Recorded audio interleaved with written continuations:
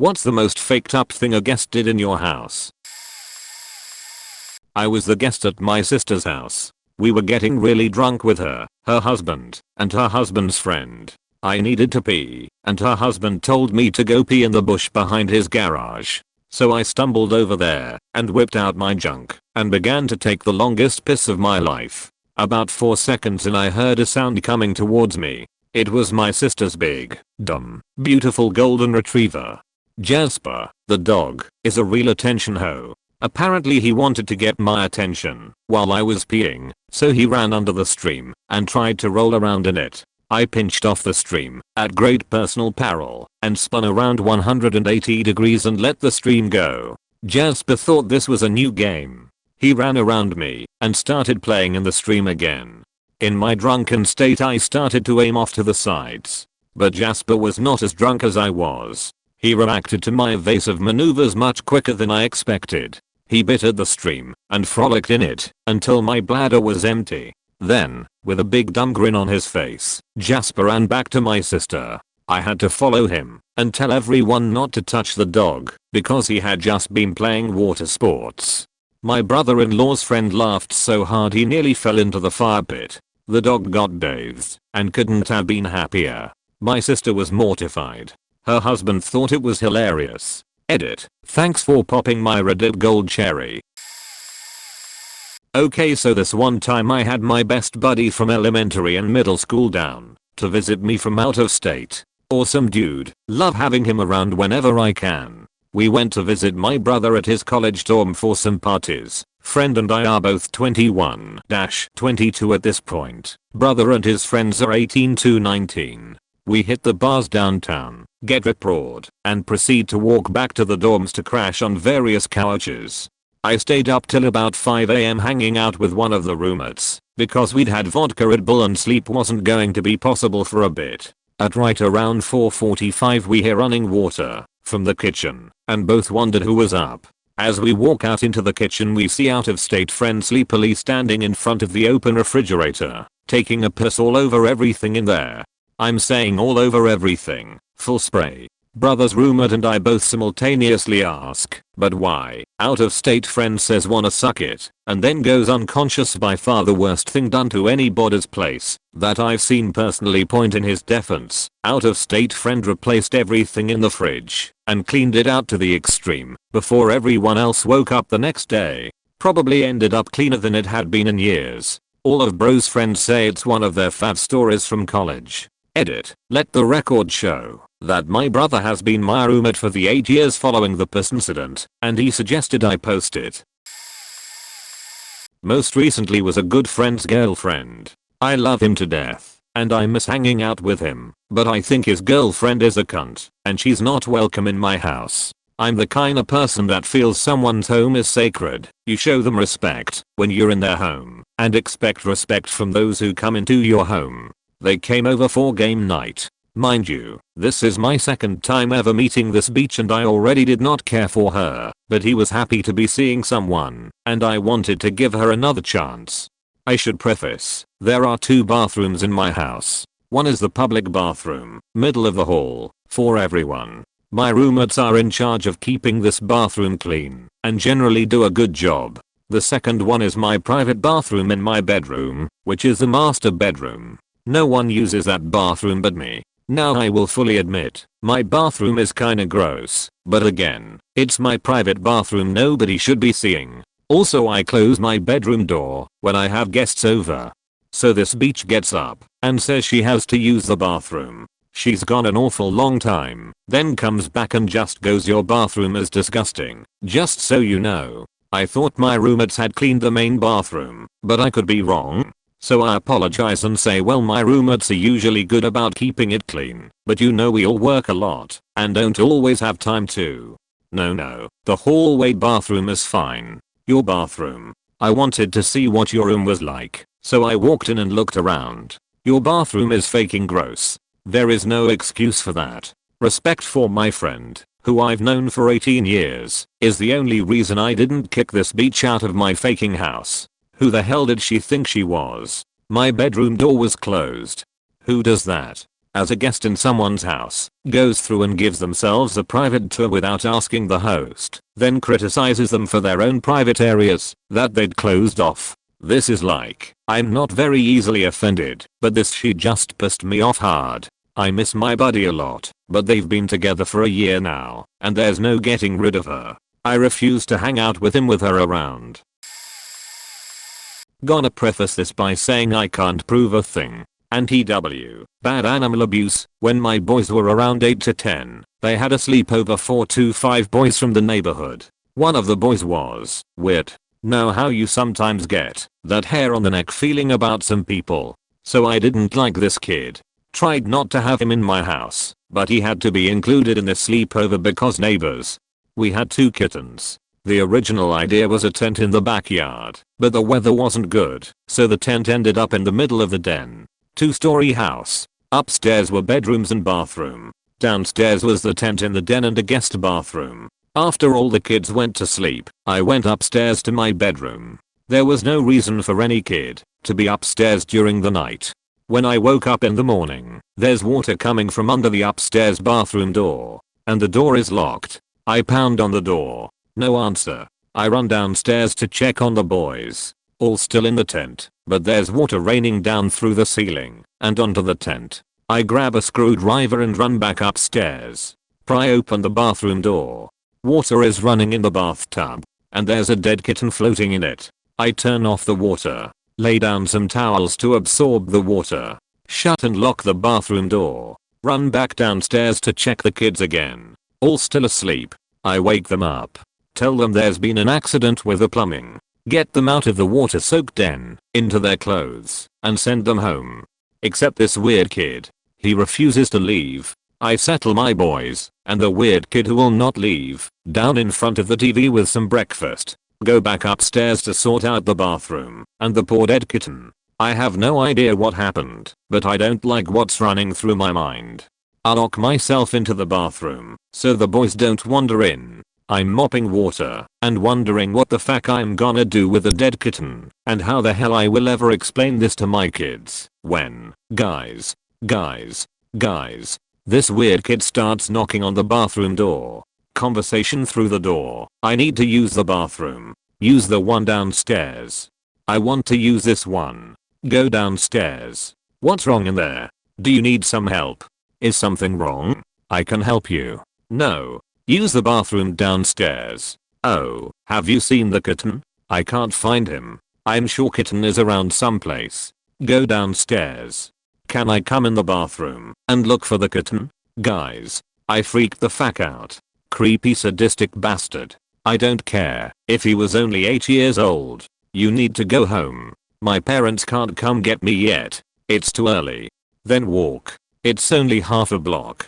I'll call your mom and tell her you're coming. I unlocked the bathroom door to get that weird faking crazy kid downstairs and to call his parents. I had to body check that kid to keep him out of the bathroom. He literally tried to run around me.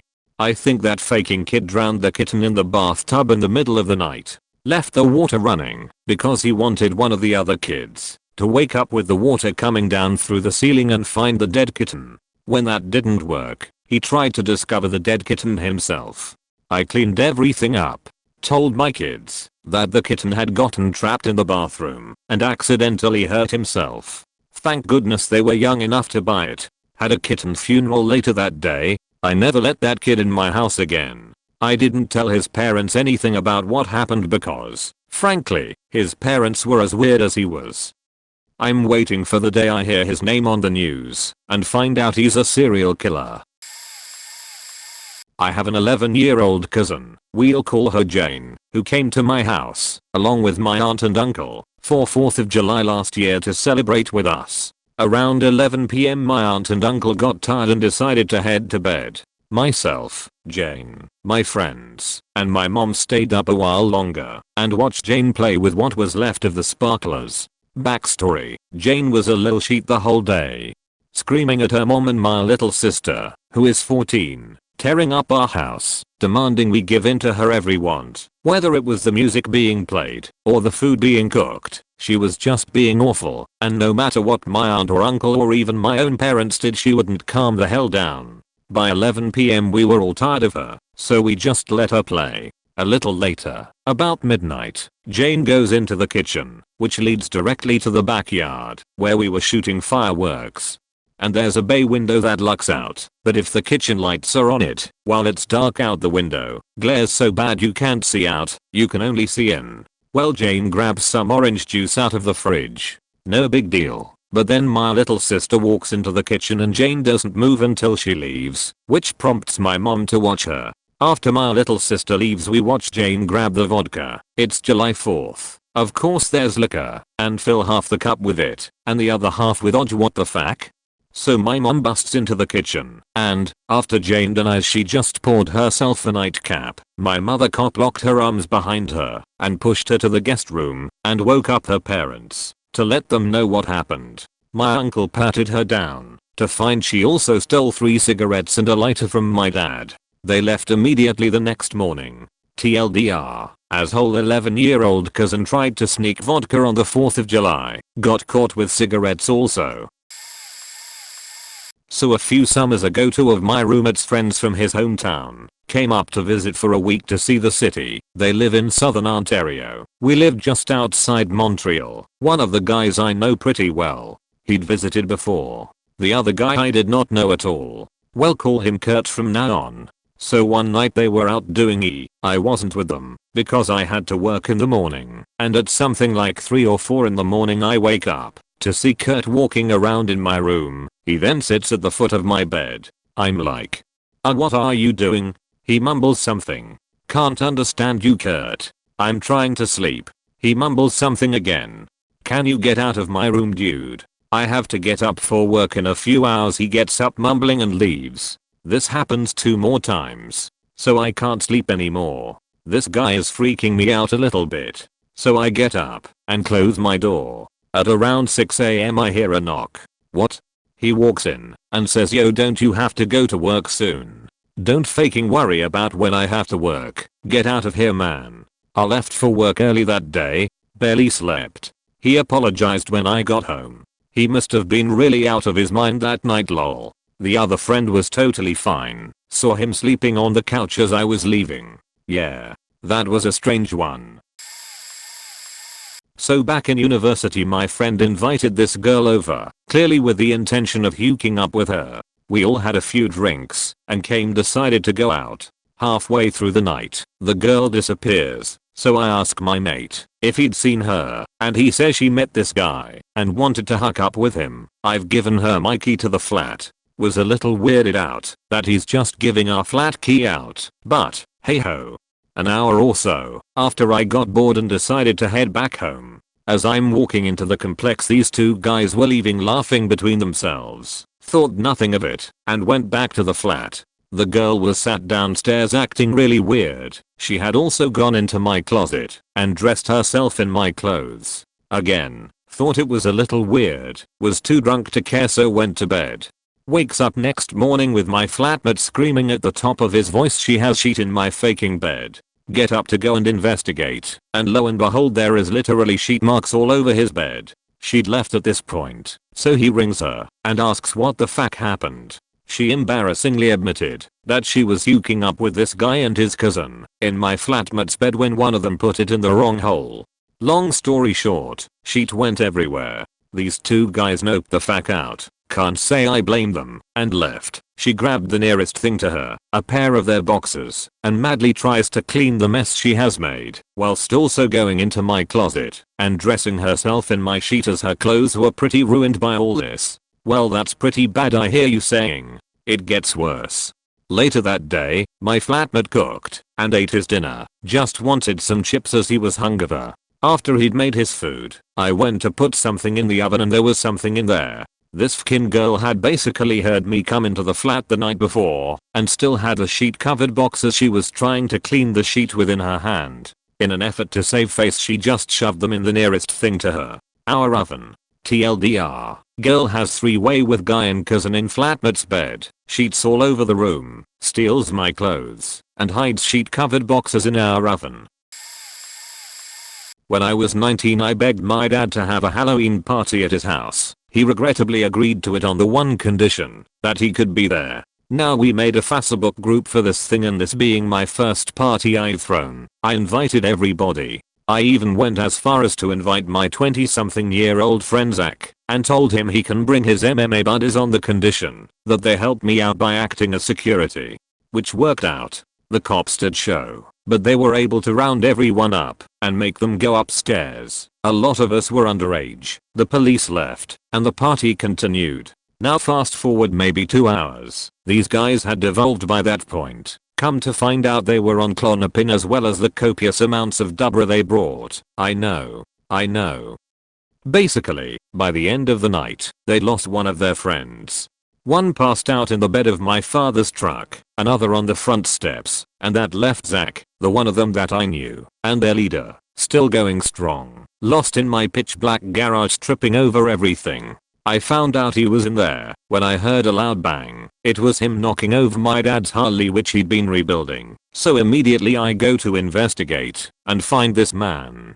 I get him inside, kinda half carrying him because he was gone. He finally snapped to it, and when it got to the point where he was begging my father to rattle him, we decided it was time for Zach to go. So we brought him outside, sat him down next to his friend on the steps, and went to bed. They were all gone by the time we got up.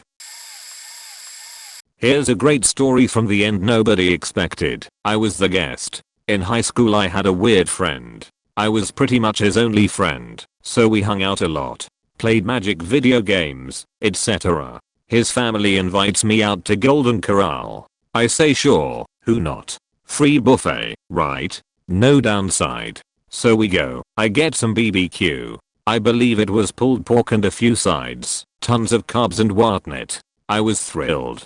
Coincidentally, this is also the story of why I will never eat at Golden Corral again.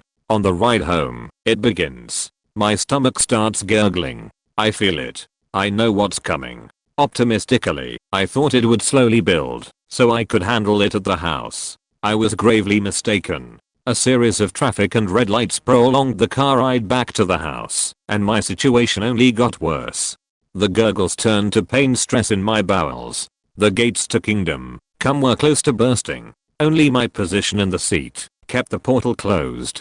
It took all of my willpower to hold it in. The parents must have known, because they asked if I was okay. I played it off and told them I just needed to use the bathroom. We arrive at the house after what feels like eons. I walk out and the pressure is enormous.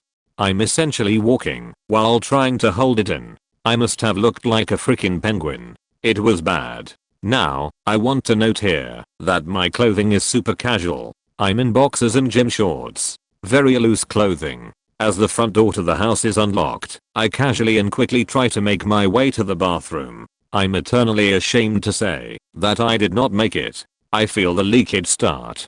I abandon all hope of stopping the damage and focus on getting to the bathroom as soon as possible. I get in and close the door, and thank God I did so, because the torrential mudslide coming from my nethers was already seeping down my leg and to my socks. I sprint to the bathroom and throw off my shorts. They're beyond saving. I sit down and feel a little wet squish as I do so. There goes the toilet seat. I unleash hell on the toilet. The deed itself took little time, but the damage was done. A neat little chocolate trail followed me from the bathroom door to the toilet. The seat itself was absolutely smeared. I myself was basically a giant poo sponge paint from my ass to my thigh. I was mortified. I think I spent a solid hour and an entire roll of TP detailing the bathroom. I wiped the floor, the seat fac. I even went into the hinges of the toilet cover to make sure no trace of that meal remained in the bathroom. I promised myself I would take this story to the grave. I proceeded to go commando, and after washing what I could from my gym shorts and socks, I leave the bathroom, announce I'm not feeling well, and hightail it out of there. I trashed the boxes, and I didn't speak a word of this until about 5 years later, in college, to my best friend. And now here I am, telling the whole internet. TLDR got invited to Golden Corral, decided to create my own chocolate fountain in my friend's bathroom afterwards. When I was about 7 years old, I had a friend visit for a sleepover on a school night. We were made to promise to go to sleep at bedtime so that we could get up and go to school in the morning. After the lights were out, she would say something about every 2 minutes or so to make sure I wouldn't fall asleep. Then, about half an hour after she heard my parents go to bed, she suddenly needed me to escort her to the bathroom, which was directly across the hall. When we got there, she locked the door, removed her clothes, and quoted her lack of clothes as a reason why the door needed to be locked, followed by opening the baby powder shaker lid as wide open as it would twist, and puffed the powder out in front of herself into the tiny room. When this didn't produce enough powder to coat her butt, she started smacking the still open lid against the countertop in an effort to break it open. In quick succession, I realized her nakedness was no longer the primary issue, let myself out, and brought back my mom. By the time I returned to the bathroom, the fuchsia bath rug appeared white in its coating of baby powder. The room was a winter wonderland of baby powder. To hell with the time of night. This girl's parents were immediately called to come and get their child out of our home. Mom closed up that bathroom for the rest of the night. My brother and I were restricted to using another bathroom until the mess had been cleaned up. Ultimately, my mother cleaned up the powder while we were in school the next day. I was not allowed to spend time with that girl anymore, and every soft item, rug, towel, washcloth, etc., which had been in that bathroom that night was never seen by me again. Not a party, but regular house guests. There are two categories of them in this world: those who are grateful to see you, and those who think you should be grateful for getting to see them. This brood counted themselves amongst the latter. They were my ex-girlfriend's family, consisting of one mother, one grandmother, one aunt, one uncle, and one demonic child who may have finally ended up murdering all those hookers, like I imagined he probably would someday. They whirled into town because said ex-girlfriend had an event, and whenever she had an event, some massive section of her clan would descend upon the city to offer all of the moral support. They arrived while I was still at work. The girlfriend, she texted me and I cringed, knowing the results would probably be bad. And when I finally got home, holy shit were they. The living room was already destroyed. Completely destroyed. Furniture had been dragged away from the walls and repositioned to offer a better view of the television set. The coffee table was covered in detritus, food wrappers, water bottles, wine glasses. The books I normally kept stacked there had been knocked over onto the floor, where they remained in a pile of chaotic mockery. Blankets had been pulled from every cranny and draped carelessly over whatever could hold them. The demon was sitting on one of the armrests of my easy chair, which was admittedly cheap and could not handle the strain, and had subsequently pulled the armrest from the rest of the body. Someone said hello to me, and I couldn't handle it. I smiled as politely as I could and retreated to my office for the remainder of the evening. No one noticed me go, and later on I could hear the yelling and panic from the other room as someone knocked over a bottle of red wine and spilled its contents across my living room floor. Then they loaded up a movie and proceeded to argue about whether or not it was appropriate for the demon. It was Bridget Jones's Diary. I spent the whole evening in that office, listening to them annihilate small pieces of my apartment through a mixture of hubris and strange entitlement, not leaving until I could be absolutely certain they were on their way out. When I finally emerged, the room looked as though it had been ransacked by a gang of drunken teenagers. Someone had ordered Chinese at some point, so now my kitchen was stacked full of filthy plates and leftovers. The trash can was overflowing, but no one had bothered to replace it. There were noodles on everything, the furniture, the tables, the sink, everything. The guests, upon witnessing this carnage, were content to simply leave. My ex's mother leaned in close, drunk, and whispered, "It looks like we made a mess. Sorry," before escorting the grandmother from the door. I was livid, but the ex wasn't prone to taking my side on these things. So I took photos of the whole thing and emailed them to my friends, so I could at least share my contempt with friends. A couple years ago, an aunt and her family from Norway came over for the summer. TBH, one of the worst summers of my life. All 4 people, my aunt, her husband, and 2 kids, they were adults, but in their 20s or so, would constantly be outside smoking, making each other smell like cigarettes and the house smelling like them too. One of the kids never showered for some reason, so it smelled like a rotting can of herring whenever you were around him. My mom had him shower once, but it didn't even help at all. I think he was also a furry, because he had a risque renom tattoo on his leg, but that part doesn't really matter. But the real issue I had with them has to do with the kinda shit my older sister had to deal with during that summer. At the time, my older sister and mom were going through a rough patch. She's fresh out of college at the time, 22 years old and a very responsible person, but my mom was adamant of having her always come back from a night out before midnight. Back then, my mom was super strict about this, and whenever my older sister couldn't make it, she would break loose and my mom would berate her for it. Now with my aunt and her family around, my mom practically had a group of yes men to agree to whatever she was saying. My aunt was the worst offender of this. It came to the point that my older sister told me in secret that she would be running away for a while. I'm gonna be honest, I didn't blame her for it. Being the eldest, she had to deal with a bunch of bullshit, especially during this summer. Being the male middle child and the so-called next man of the house, my mom for some reason treated me better in some aspects, even though I don't really deserve it. So the same afternoon, she packed her bags and left. My younger sister, who wasn't told by my older sister what she was doing, came to me crying, saying that my aunt had seen her with her bags, leaving the house. The rest of the night, I had to play along and try not to let it slip that I knew. The worst part of this is that when my older sister ran away, my aunt was practically saying that my older sister was a piece of shit and a bad daughter anyways. Hell, when my dad tried to defend her by how do you even know that, my aunt just tells him trust me, I know. Excuse me you Norwegian piece of shit, my dad helped raise her. How the hell do you know what kind of person she is? Jump cut to a few weeks or so. To be honest, that time was pretty blurry. I don't remember how long she was gone, but it felt like a long time. My older sister is back. She and my mom sort of made amends, but I just couldn't look at my aunt in the same way. That summer ended on a very sour note, and I was glad when those fakers hopped back on a plane. Hell, every time she and my mom have a video chat, I have to fake liking them. I normally just leave the room, though. TLDR I hate my aunt and her family for being a main cause of my older sister running away for a bit. And the fact that one of them smelled like rotten fish at this point. I don't even know if I answered Op's question properly, but fuck it. I needed some way to vent today.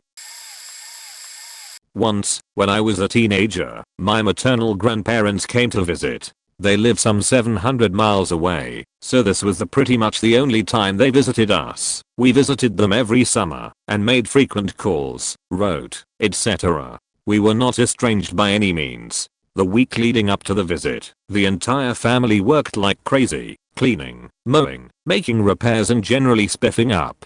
When they arrived, Grandpa wondered loudly where our garden was. They grew virtually all their produce, and Grandma wondered why we had curtains instead of blinds, because why do we need a reason? That's why. The very next day, Grandma found a furniture store and dropped several grand replacing our comfortable and not at all worn out living room furniture with the ugliest rock hard futons in existence. Oh, and blinds, including mounting hardware and new curtains to go over them. And yes, they had the movers haul the old furniture away. While all this was being installed, Grandpa went down the road to a U-pick farm and brought back, I shit you not, 500 pounds of red grapes, so that we could make grape jelly. Literally none of us in that family like grape jelly. We spent the rest of their visit canning grape jelly. My job was to hand crank the process thingy to squeeze the juice out, then scrape out the skins and seeds. The acid from those grapes made my hands swell, crack and eventually bleed. Grandma also took it upon herself to buy all of us kids real haircuts at a salon and decent school outfits. Mine was a light lavender pantsuit, plus a pale turquoise ruffled blouse, and matching rayon slacks. I was 14, by the way, and the entire rest of my closet was black. Never considered myself goth, just lazy. Black goes with everything. Also, this was the 90s, not the 70s. And while we all got unasked for makeovers, Grandpa painted our kitchen, including painting over our cupboards, because the dark wood was gloomy and the wallpaper was loud. New color? Dead canary yellow.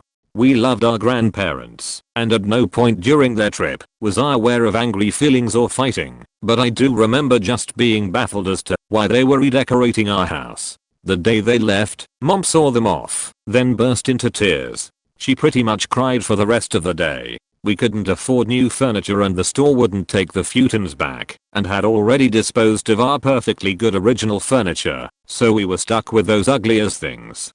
The thing that made it possible to lay them down like a bed broke within a month on both of them, so Dad had to attach brackets to permanently lock them into sofa mode to even make them safe to sit on. We left them behind when we moved. We also left 100 jars of grape jelly. Wonderful people, but that visit stands out in my memory as the time Grandma and Grandpa did everything possible to make our entire family feel like shit.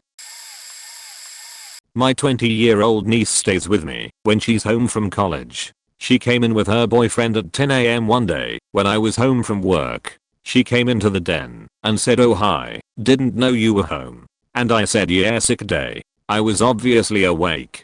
They go into the front living room to watch TV. About 10 minutes later I got up to go out that way to get a phone charger and I hear slap fap fap fap.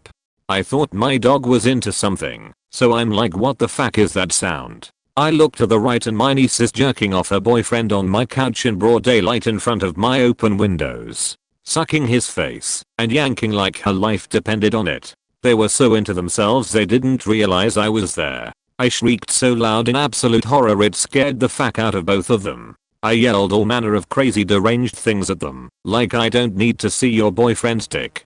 What the fuck is wrong with you? You have a bedroom. I went outside to call my husband who was no help. He just kept laughing hysterically. I came back inside and my niece was sorting mail, not looking at me or anything else. Her boyfriend was staring at the wall like a toddler in a timeout. I left the house the rest of the day. The boyfriend is no longer allowed in my house without me or my husband present. Oh, just ooh. I already posted, but I remember another one where I wasn't the asshole. My husband at the time and I were living in military housing on base. We didn't have kids, so we didn't rate a large house. What we lived in was a 2-story townhouse. Downstairs was a small kitchen, no room point for a dining room table, a 1/2 bath, and the living room. Upstairs was just a loft with a bathroom. Suitable living situation for a young childless couple. Anyway, one day a guy from my husband's unit asked if his pregnant 16-year-old girlfriend could stay on our couch for a week or two since her parents kicked her out upon finding out she was pregnant with a 23-year-old man's kid. My sister was a teen mom and that tore her up, and my mom supported her the whole way. I can only imagine how a teen mom who was shunned by her family felt. After a quick discussion, then husband and I agree that for a few weeks our couch is her couch. Well, futon really. The first night the Marine buddy stays with her downstairs. No biggie, it was a weekend anyway and he probably checked out of the barracks until Monday. The first few days were fine. We hung out together, talked, drank, except her, thank God, and generally had a chill weekend. Monday night comes around, and he's sleeping there again. We are also out of food. To make her feel more comfortable, and since she was 3 months pregnant and experiencing that weird increase in appetite associated with pregnancy, we offer to take her shopping on our dime, since the boyfriend was broke, hence why she needed our couch. Not only does that boyfriend invite himself, he starts filling our cart with some of the most disgusting, name brand, shit, ever. Like Kraft mac and cheese, but with that nasty gelatinous Velveeta cheese sauce. We were a young couple that, after bills were paid, had maybe $500 to last us a month, and we had gotten damn good at making the food budget work, and that included eating off-brand comfort foods. When we checked out our total was $325, and he threw the biggest faking hissy fit when we said that some of this stuff had to go back. Well, next month I'll pitch in half. He began to say. There were more words after that, but my brain got stuck on next month. I sat my husband down, and we had a talk. Not only was the girlfriend the one that was supposed to be staying, she was only supposed to stay for 2 weeks at most, yet here is the boyfriend moving himself into our tiny apartment alongside her.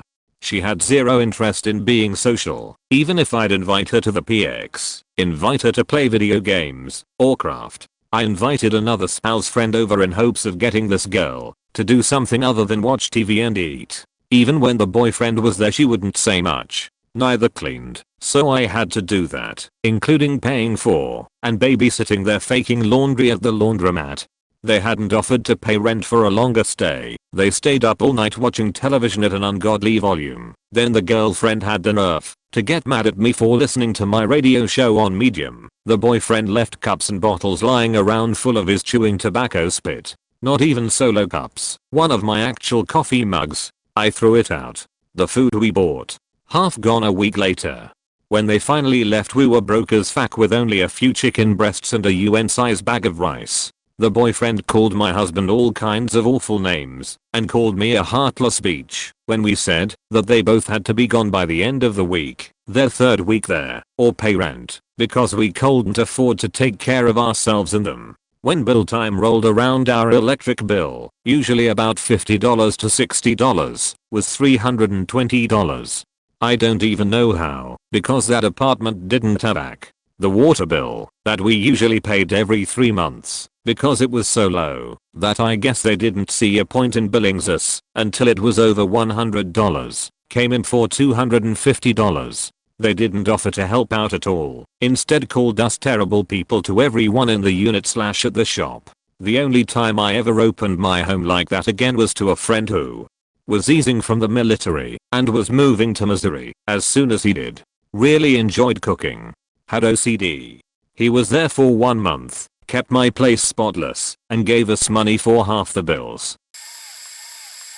So I'm far too late for this, but I realized I'm still angry about this. This is long. So the TLDR is that my dog was abused by a guy living rent-free while he got back on his feet. There was a guy that a friend asked me to help out, meaning this lazy pose lounged on my couch drunk, hopped up on pills, eating everything, not paying for anything, not showing up to work because he was too ADHD and he couldn't even clean up after himself or take out beer bottles that littered his area. I worked and went to school, and I swear every time I came home he was asleep or playing PlayStation. Here's the thing, I had a very sweet dog that was kennel trained, so I never hit her, but if she got in trouble, very rare, but she was a pit bull puppy, she would go wait in the kennel until I picked up whatever she chewed. She was free to roam the house though, while I was gone, and the kennel was strictly punishment which only ever lasted 2 minutes. She was very well potty trained and had accidents only while training. This asswipe was locking her up and hitting her when she made noise, never barked or whined, just unclipped tail hitting the kennel. I didn't know this the first few times, but one day I got stuck at work and I asked him to feed her and let her out as I wouldn't be home in between work and school. At this point she's apparently been locked up for 6 hours, and he just gives her 2 hot dogs through the bars of the kennel instead of letting her out and feeding her dog food. Of course, that didn't sit well, since she never had it before, so, his words, she started crying, and I told her to be quiet, and 10 minutes later she shit everywhere, so I put her outside. I still have another 6 hours away while this is happening. But I come home, and the entire kennel is out on my balcony covered in diarrhea, as is my formerly white dog. She is crouched in the corner as far from the messiest spot as possible, crying. First time I ever heard her make noise. His reasoning as to leaving her like that: I didn't want to touch pup. Why didn't you let her out? She's potty trained. Not my dog. Why couldn't you at least let her roam on the balcony? That's where I smoke. I let her out to go potty, cleaned her paws, so she could go inside for a bath, and I see her duck around him with her tail tucked. I asked what he did all day. He slept and gave her 2 hot dogs. I asked if he hit her, and I find out that as soon as I left the house, he sends her to the kennel, which she goes to on command and stays, even if you don't shut it. But she didn't listen, didn't go fast enough, so he spanked her, and when she ran from him, so he hit her a few more times and threw her in the kennel for 12 hours. She kept moving around and keeping him up, so he spanked her for that, but that's it. It wasn't that much. I freaked out, but I tried to keep a level head and went to wash the dog. Remember how I said she had white hair? Well, it's pretty translucent when wet, and this poor thing had bruises on her bottom and her face, and scratches from being thrown into the kennel. She wasn't spanked. She was beaten, left in her own feces on a cold balcony, still holding 12 hours worth of pee, starving, and crying. I almost stabbed this dude. I should have, but I just made him leave, and I called his friend to move his stuff out. I'm still mad. New Year's Eve party. Friend brought a friend. That person drank too much, vomited all over my living room. I figured that wasn't so bad. I cleaned it all up right away since wooden floors, sort of easy to clean up. Sure. I also thought he had expelled all the evil out of him, since he was acting semi-normal, therefore, told him to go to the bathroom to take a shower, and I got him some sweats. After some time, I heard these weird noises coming from the bathroom, like tinging. I knocked and asked how he was, and was met with a weird Shakespearean response, and to my guests and mine amusement he would only respond to Shakespearean bullshit. When I got the door open, I found that the noise we heard were tiles falling to the bottom of the tub. He then proceeded to rip the tile off my bathroom walls in the shower stall in an increasingly angry fashion, because he couldn't rip the tiles off the wall quick enough. I tried to calm him down, but he then proceeded to throw punches at me with the tiles in his hand. He was drunkenly flailing about, throwing these weird punches I couldn't deflect, that he knocked me in my mouth, and chipped my tooth. At that point, I finally had enough and set aside my calm demeanor, and put him in a chokehold.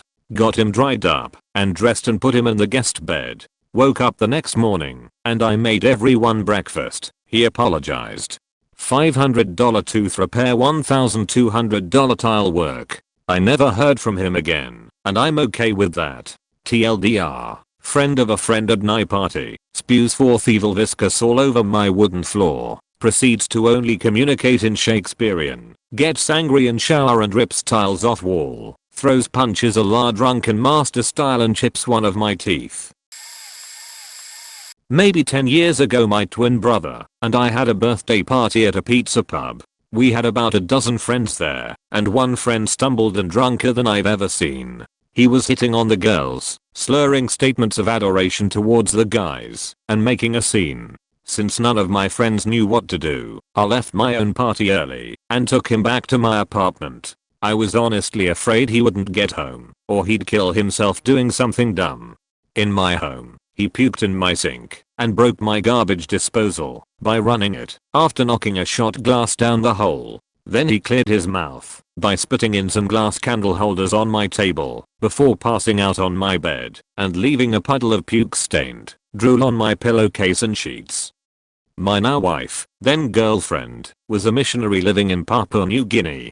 For gifts, Christmas, birthday, etc., she couldn't just shop at the local store. This was before Amazon and online retailers had really taken off, so she bought tribal masks, weapons and other Papua New Guinea art, and sent it to me. My room at my apartment was decorated in it. When the drunk friend woke up he looked all around my room and got wide-eyed. He belligerently yelled, "Am I in Dumbledore's castle?" Yes, I know it's Dumbledore, /disaster. Remember that party? One of my friend's brother's friend was over at his house and pissed all over the basement floor on purpose. He was a fat annoying fack that basically was a nuisance to the entire school until he moved. Because he was so popular, he had a following that would be as douchey as he was. I got the worst bullying at that time he was around, to the point that I planned a date and way to kill myself. My friend foiled it though, because he told the guidance counselor, who called my mom. I thought I was gonna be in trouble, so I was crying my eyes out. My mom picked up at work, crying, and got home before me to throw out the rubbing alcohol. My plan was to hold a rag of gasoline over my nose to numb the pain, then chug rubbing alcohol. Thank God for them, but I still am deeply depressed and contemplate painless ways to end my suffering on the face of this earth. All of the people that bullied me then have turned around and been way nicer to me except for my friend's brother, the one mentioned way earlier. I wore a white shirt once, and he called me a marshmallow because I'm fat and white. He won't talk to me because I'm weird, and will get into conversations with my friends and tell them not to talk to me, which some of them go along with. I wish I could find friends that wouldn't go along with it, but this kid is well liked. I don't even know why he picks on me still. I just want to be friends. Sorry, I'm rambling. This will probably just get buried, as most of my other comments do. But it feels good to write all of this, even if nobody hears my plea. What is my plea, you ask? My plea is that you younger people of Reddit don't single someone out. We're all on this earth struggling at some point and you don't know how it affects people. I present to you, in its internet debut, The Legend of the Sheeting Ghost. My junior year of college, I lived in a university-owned townhouse with 5 other girls. We had 1.5 bathrooms, half bath downstairs, full bath upstairs. In the upstairs bathroom, we had a small communal bin for hand washing clothes. One Friday night, a roommate who was a fellow dance major, let's call her Sam, soaked her toe pads because they needed it. I was one of the first people up the following morning. There were optional ballet classes to take and professors to suck up to get valuable insights from. In the process of getting ready, I noticed 2 things. 1. The water in the hand wash bin was really murky. Opaque murky. I thought nothing of it other than, damn, I guess Sam's toe pads did need washing. 2. Annoyingly, someone had left her coat spread out across our entire couch. One roommate, Ellen, had gone to a party the previous night, so I figured she'd gotten smashed and just left her sheet wherever. I was surprised, because Ellen was generally a courteous person who could handle her alcohol, but there wasn't time to worry about it. When I got back from class around noon, Ellen was just about to hop on a bus to a city a couple of hours away to spend a day with friends. She seemed alert and not at all like she could have downed enough alcohol to leave her faking coat on the couch. Sam and another roommate, Sydney, were downstairs talking to her, and when I came in, they turned their attention to me to ask if I knew what was up with the dirty wash bin. I thought that was just your toe pad water. That's what I thought too. Sydney chimed in. Oh. My toe pads weren't that disgusting. Anyway, I woke up Lauren, another roommate, who did not appreciate being awakened, to ask her if she knew what it was, but she didn't either. Ellen left and Sam and Sydney worked up the courage to investigate the mysterious contents of the bin. Apparently, there were chunks. It looked like someone had tried to rinse out the bin after her mistake, but only got as far as filling it with water. When Sam and Sydney carried the full toxic sludge bin to the toilet with the steadiness, strength, and overwhelming solemnity of Palberas, they admitted to smelling a sheet-like odor. Paschetti, did you have to get up to use the bathroom last night? No, course. It looks like someone shat in the hand wash bin. Well, I guess it was Ellen. She went to that party last night, right? And she didn't get back till after we'd all gone to bed. And she left her coat here all over the fucking couch. Which is weird cause she just left and didn't take her coat with her. Only then did we inspect the coat more closely. Looking through the pockets, we found 1. An iPhone that displayed a Facebook friend request from Ellen and then promptly died. 2. A wallet bearing a driver's license with a name we didn't recognize. And 3. A pack of Newports. Some Facebook research revealed that the girl went to a nearby college.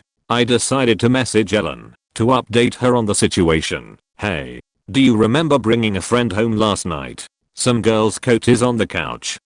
Oh, a friend walked me home. I'll get the stuff to her next time I see her. Did you guys ever figure out what was up with the wash bin? Someone shat in it. That's a joke, right? Nope. We've got it narrowed down to 2 people who would have been awake when it happened.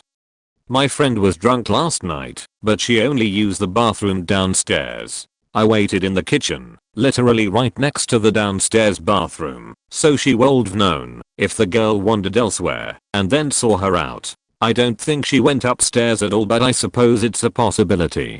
So, to recap, it was not Lauren, Sydney, Sam, our 6th roommate, or me, because we were all asleep. It was not Ellen, because she was too lucid to have done it. It, maybe, could not have been our guest, because Ellen kept tabs on her the whole time she was using the bathroom. It appears that, as always, truth was stranger than fiction. We have no idea how our guest got home, especially without a coat. This was December in the snowbelt, for fact's sake. No man shall ever know the true sequence of events that night, and the mystery remains, maybe partially, unsolved. TLDR, a ghost guest shat in our tub. My birthday is on New Year's Day, so I used to throw a party on New Year's Eve and get trashed with my friends. Good times. One year, the eve of 2010 I think, we had a pretty awesome party. Me, my boyfriend, our 2 roommates, and a bunch of friends from school, college. Then the friend of one roommate showed up. It was already awkward with this dude because she had met him at a bar, faked him, decided to be friends, and then offered him a mattress on her floor for a few weeks because he needed a place for a bit. So I guess technically he lived there, too at the time, though not for long after. Anyway, he had a chick with him that he had picked up at a bar, surprise. And she was absolutely wasted already. The whole talking too loud, wobbling about. I think she thought she was dancing, and still pounding back beers level drunk. I was like I was having a good time so whatever, but I did ask him to keep an eye on her, because one of my pet peeves is people just bringing random people over without a heads up. Too many bad experiences with that. Well, she wasn't a thief, thankfully, but at around like 1 AM the girl was standing near the front door, laughing at some conversation. At 1:01 AM she just fell backwards for no reason, just lost balance I suppose. Wouldn't have been too bad, the carpet was soft, except that she was standing by the door, in front of the bay window. Miraculously she wasn't hurt, and thankfully we were on the first floor, but the window shattered immediately. Kinda put a damper on the party tbh. Dude paid for it to be fixed though. I've posted it before, but it's a good story. This was at my buddy's house. I was at a house party years ago, and there were about 10 people crammed into a very small bedroom. A 16-year-old girl does her first beer bong, with room temperature Milwaukee's Best, for non-Americans, one of the pissiest of pissy US beers. She managed to finish it, wide-eyed and shaking her head in denial of what we could all see coming. She proceeds to projectile vomit every drop of liquid she'd consumed, but for some unholy reason kept thrashing her head around, as if to deny it, or make it not happen. I've never seen so much throw up in my entire life, and since she was more or less in one corner of the room I don't think there was a single person in there that didn't get hit by the explosion. My best friend, whose room it was, took the brunt of it. The initial blast took the poor faker directly in the face. I managed to curl up into a terrified little ball and only had the side of my arm and leg hit. It was just the worst puke ever. This kid had to take at least 2 deep breaths in between puke geysers. Blaga blaga blag, inhale. Blaga lababa, inhale. Bledge dribble, cow cow cow sob sob. It was an amazing, horrible thing to witness, like I imagine a poison gas attack would be. Everyone reacted as though someone had dropped a grenade. Some tried to flee, literally climbing over one another and jamming up in the doorway trying to escape at the same time. Some, like myself, just sort of hit the deck and prayed they would be spared. It was a goddamn war zone of bath afterwards. Furniture had to be thrown away. A GameCube was destroyed. Afterwards, this poor girl just looks around in horror at what she'd done and breaks down into the most choking sobs I've ever seen. It took us a little while to feel bad for her, but, of course, it could have happened to anyone. TLDR, vomit grenade. Edit. Everyone keeps saying GameCubes are indestructible. There comes a point where every console owner has to look down at his soggy, vomit-covered, beer-stank GameCube and cut his losses. Might it have still functioned? Folks, that thing was a legitimate biohazard, and my best friend got puke in his eyes. Our priorities were elsewhere. I like to believe that, if that gaming system was sentient, it would understand. Okay, this will no doubt get buried, but I need to tell it. My former best friend called me one day and asked if she could come down for the weekend. I had plans, but told her she could absolutely tag along, thought it would be fun. I was so wrong. We went to an oyster roast at a local vineyard and each got our own bottle of wine to drink there and hen a couple to take home. I had a couple of other friends meet us back at the house and we had dinner and a bonfire. Everything was going swimmingly. Obviously, everyone had a lot to drink, except my husband who had to work that day, Didn't go to the oyster roast and only had a few beers while tending the fire. We move the party inside, play Cards Against Humanity, then I decide to call it a night. My husband tells me the next day what went down after that. My friend, who is a woman and engaged to a woman, started feeling up my other friend's boyfriend, but when he went to bed, they were also staying with us. My friend tries to blow my husband, who refuses, tells him he knows he wants it, then gets naked from the waist down, pisses herself, throws up on my dining room floor and passes out there where I find her the next morning. Fast forward a week. After much apologizing, she sends me an email saying how she feels like she had sex that night and feels taken advantage of, but will never have any proof of what actually happened. I immediately ask her if she's trying to say that my husband had sex with her without her consent. And her response is, no, that's not at all what I'm saying, but that's exactly what she said. And it was then that I cut off all contact, blocked her from everything and was done. Anyway, this is super long, and even though it happened 8 months ago I'm still so mad about it. I'm shaking as I write this long, probably confusing story. As a bonus, when I went to change the sheets on the bed she slept in, she had pissed all of it and ruined the mattress. The end. When I was in college I had a crush on this girl in my circle of friends, but was too awkward/shy to really do anything about it. Some weekday night I'm doing German homework and get a call from her saying she's coming over to see me. She seemed sorta drunk, but I said whatever, I'll finish the homework and we can hang out. She shows up within 30 seconds, so I'm assuming she was outside my house and is faking trashed. Mind you, this is like 9 PM at the latest on a Tuesday, but hey, college. We go to my room, and I'm just like, hey, I gotta finish this homework real quick, but then we can do whatever. She keeps pulling me back towards the bed, but is wasted and keeps falling over. I got her to lie down and finished my work. In the 10 minutes that passed, she was stone cold out. So I went downstairs, hung out with my roommates, and then came back to go to sleep. She's half on the floor and not moving. So I push a few pillows under her head and give her a sheet and blanket. Somewhere around 2 AM I wake up to what I think is running water. Nope. Girl has propped herself up on the wall of my room and is pissing like a drunken racehorse. She got her jeans down, sort of, so she pissed on them and my wall and carpet. I knew there was no stopping that train, so I just laughed for a little bit and rolled over and went to sleep. I woke up the next morning with her sleeping next to me in piss-soaked jeans. Obviously she didn't remember a thing. Sorta lost my crush on her after that one.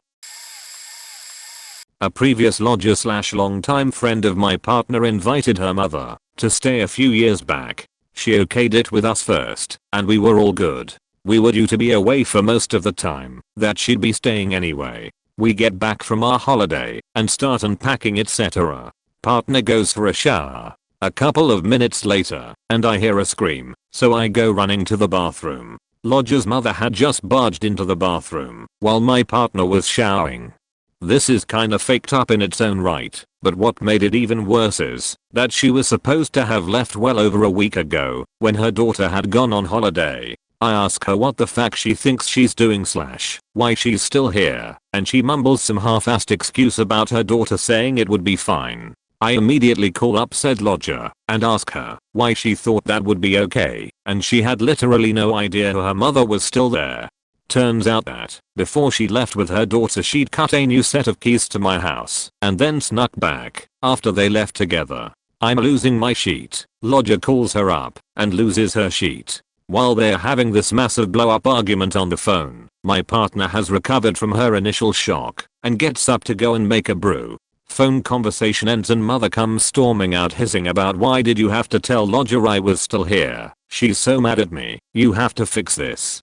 She then proceeds to mock strangle my partner whilst telling her she should have just told her to leave. It's at this point that I dragged her to the door by the collar and throw her onto the street, chucking her suitcase out after her. Still got the locks changed just in case, and we made it crystal clear with the lodger that her family was no longer welcome. Legit seething again just recalling it.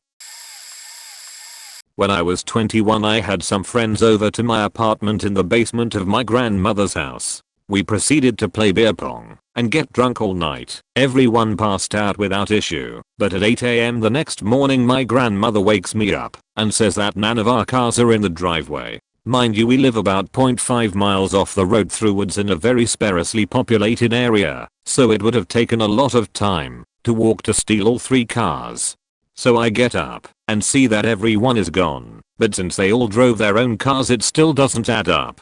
I start calling them, and the first 3 have no idea the cars were still there when they left. Finally call my 4th friend, and no answer. Call again, and I get the foo button. Finally call a 3rd time and he answers, says he will be at my house to get me in 2 minutes. I then hear the very distinct tone of my Jetta tearing down the road off in the distance, and then bumbling down my driveway. Him and 2 other friends say hi, and he apologizes for taking the cars, but tells me that I won't believe what he did. We drive out to the road again, and about 2 miles down I see skid marks, followed by tire tracks way off into a muddy field. Off in the distance is his 80s Nissan Sentra, fully stuck up to the doors in mud. Attached to that by a long rope is our massive Chevy dually truck, also stuck but just to the axles.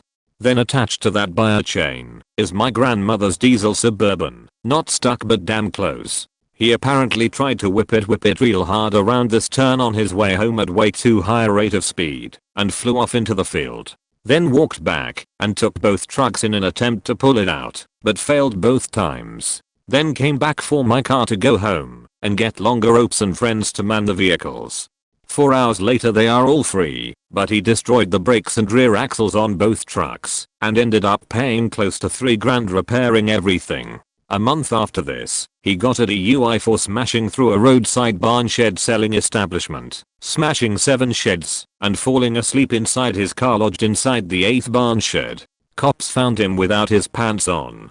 Last I heard he married a woman twice his age, and she had 3 kids, the oldest of which graduated a year after him.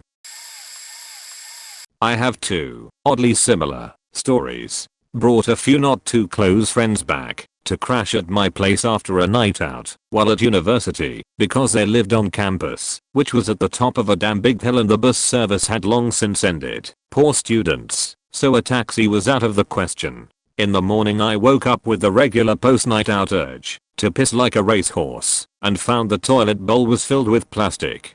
On closer inspection it was the wrapper that our bulk rolls of TP came in. On closer inspection still, and fortunately before I removed it, I noticed it was smeared in sheet. So one of them had gone for a sheet, realized there was no paper on the roll, and found the next best thing to use, then left the offending plastic wrapper in the sheeter. Possibly vaguely understandable, if it weren't for the fact that the cupboard they found it in also contained a considerable number of fresh rolls of TP. I did not invite them back. I returned back to my shared flat after being away for a couple of weeks on a business trip to find my housemate hosting a party. Totally cool with that, where they were all huffing balloons full of nitrous oxide. Not quite as cool, but I'm not one to judge. I went to bed while the party was still going as I was jet lagged to fuck, and they took it elsewhere. The following morning I got up, crossed the hallway to my personal bathroom, housemate had an ensuite, and showered. I went to grab my towel from the towel rail and, praise Zordon that I did, noticed something amiss with it. There was a fetid sheet smear across my bath towel. Once again a house guest has used the next available implement to wipe there as given an empty roll of TP, and once again there was a cupboard full of fresh rolls in the bathroom. Those guests were banned from the flat and my housemate bought me a new towel. Man, used to have a party house in my 20s. We had a foosball table in one corner and a keg fridge dispensing beer made by a couple buddies who had a brewery running in their university lab. Biosystems engineering, it's a thing. 4 guys who were friends of my housemates were over for a bit one night while we weren't there, which wouldn't have been that unusual an occurrence. Our house was open to a lot of people, and we liked it that way. Usually it was no problem. We came home from whatever party we were at to find these assholes had kicked in a bunch of the drywall around the foosball table. Just chunks of drywall kicked out of the wall, all below waist height, along one wall behind the table. And not like oh shit, I didn't mean to kick a hole in the wall, we better not do that again. Like 3 or 4 foot sized holes over the stretch of 6 feet. The most responsible, maybe least churlish, of the four came by to apologize and tell us he'd help fix it. I used to paint interiors for a living, so I knew how to fix it, and at least he had the good grace to ask me what materials would be required and tell us he'd pay for them. One of said materials was an 8-foot x 4 sheet of drywall. I remember him agreeing to get it and asking how will we get it here? I'd been pretty calm up to that point, but that was where I kinda lost patience and started yelling at him. We. Fuck do you mean, we? I don't give a shit how you get it here, just get it here. Ah, good times. Miss that apartment sometimes. My roommate's drug dealer was at our apartment for a deal. He left. About 30 minutes later he came back, pounding on the door, to be let back in. His face was bloody. He explained that he left our place to do a deal in the parking lot across the street. The customer punched him in the face and robbed him, so he came back to our place to clean up. He was so frantic and distraught that he couldn't remember which apartment was ours, so he went through several apartments, high on drugs, bleeding profusely, banging on their door, and then running away when it wasn't us who answered the door. He had braces, and that was why his face was so bloody. The punch to the face had mangled his braces, and the twisted wire was cutting up his mouth. I told him he needed to go to an ER or quick care or something, but of course he was a druggie with no health insurance and didn't want to risk police involvement. Instead, he opted to rub several grams of cocaine all over his mouth, smoke a bunch of crystal meth, take a bunch of painkillers, then go into our bathroom to rip his braces off with pliers. This process was obviously quite painful. It took him a couple hours with much screaming and many breaks to smoke more meth and rub more cocaine all over his mouth. I went to bed because I had work the next morning. When I woke up he was gone, but before I could use the bathroom I had to use a bunch of bleach and clean up all of the blood that was everywhere, because of course he didn't clean any of it. Flatmates come home with a couple of guys they met at the pub up the road. We have a few drinks at our place. Everyone's pretty tanked. Bit of singing and dancing. Standard Saturday night fare. After a while I head back to my room and leave them to it, and an hour or two later I hear them all head back out to catch an Uber back to the clubs. At least, I thought it was all of them. Stagger through the dark to the bathroom at about 3 AM. Pretty sure everyone is still out having a good time. I see a pair of unfamiliar pants on the floor in the bathroom doorway and think that's a bit odd. Flick on the bathroom lights and am met with a scene that is permanently scorched into my retinas. There is some kind of chunky liquid sprayed all over the toilet, the floor, the sink, the bathtub, bits splattered on the walls. I'm not immediately able to discern if it's chunky puke or liquid sheet. I'm not particularly keen on finding out. Take a step back onto the carpet and feel something slightly damp underfoot. There are brown footprints leading out from the giant puddle of liquid on the bathroom floor. At this point I've completely forgotten why I got up in the first place. I start walking back through my house back to my room, which involves walking through the living room. As I do so, I spot the owner of the pants. Here's one of the guys my flatmates came back with, face down, passed out, half lying on the couch, half kneeling in the floor, Penna's greeting me like a full moon on a clear night. He's breathing, so at least I'm not adding dealing with a dead stranger in my lounge to my list of things I never want to do at 3 AM again. Proceed back to bed. Mess and mystery human can wait until the morning. Get up the next day and find my flatmate had already sorted it out and vowed never again to bring home randoms and leave them unattended. I buy him a McMuffin and all is right in the world. I've never had anyone pee in a corner, but when I was in college on student exchange, I lived in a dorm with a bunch of flats with kitchenettes and individual bedrooms for a few months, and it was rife with petty ridiculousness. My roomies were all girls from European countries and they were great, including the Parisian girl. Her French friends were not so great, however.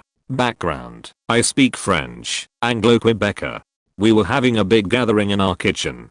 There were a bunch of French girls there visiting my roomie, and there weren't enough chairs, so I was sitting on the counter. This was really uncomfortable in my tight jeans, so I went and put my PJ pants on. Later I went back to my room, and as the French girls were leaving I could hear them talking in French through the wall, making fun of me for putting my pajamas on while I had guests. like I was the rude one.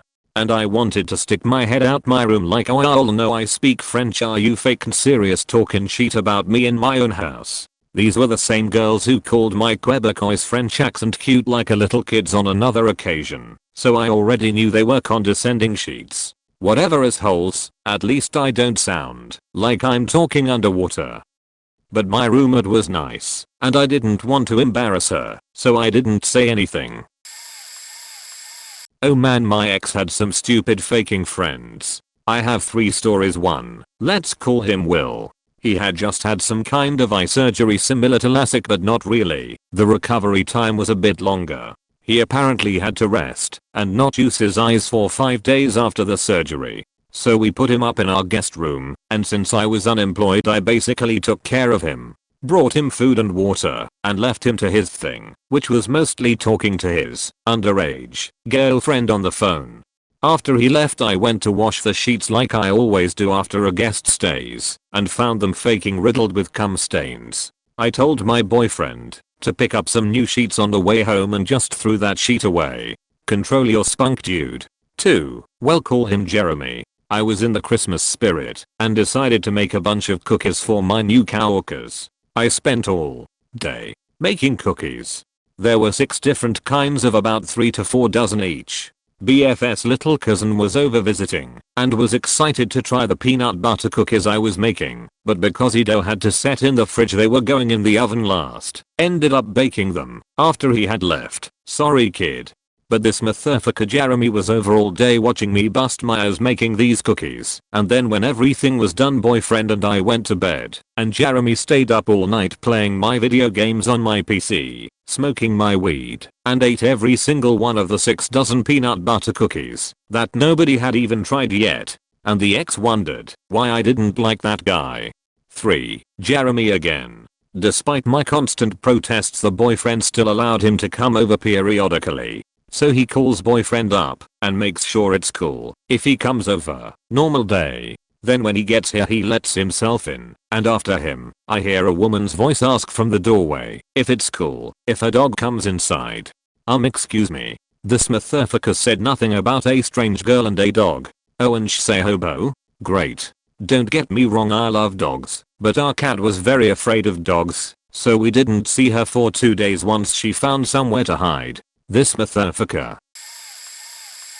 Not my place. Was living with my now ex-girlfriend and her brother. He had drunk people over every night. He was an alcoholic, and you could count on him bringing his worthless friends over at bar close, 2:30 AM on the dot. Now this was my home at the time, so I like nice things. He didn't care so much. Replaced the shower curtain 3 times in 2 months due to drunk people falling over while pissing and grabbing for whatever they could reach. The glass on the front of the oven got broken from a drunk person kicking it. Might have been said brother. The bathroom door was splintered and unclosable from a drunk dude kicking it in because he needed to pee while someone was cheating. The front door's frame was destroyed from some drunk bitch coming over to argue with her alcoholic cheating boyfriend. There were about 6 new holes in the walls from people punching them. In said 2 months I stayed there. Beer was spilled on the carpet every single night due to a drunk idiot knocking full cans over and leaving them on their side.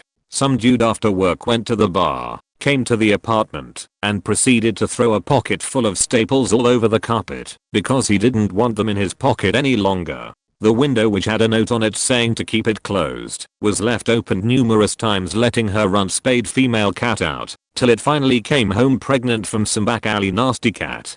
And said female cat constantly pissed on the carpets and anything else she could find, including clothes, bedding, towels, walls, everything. It reeked in there. Finally had enough and had to break up with her when I realized she didn't always understand the problem of why I was upset about living in that environment.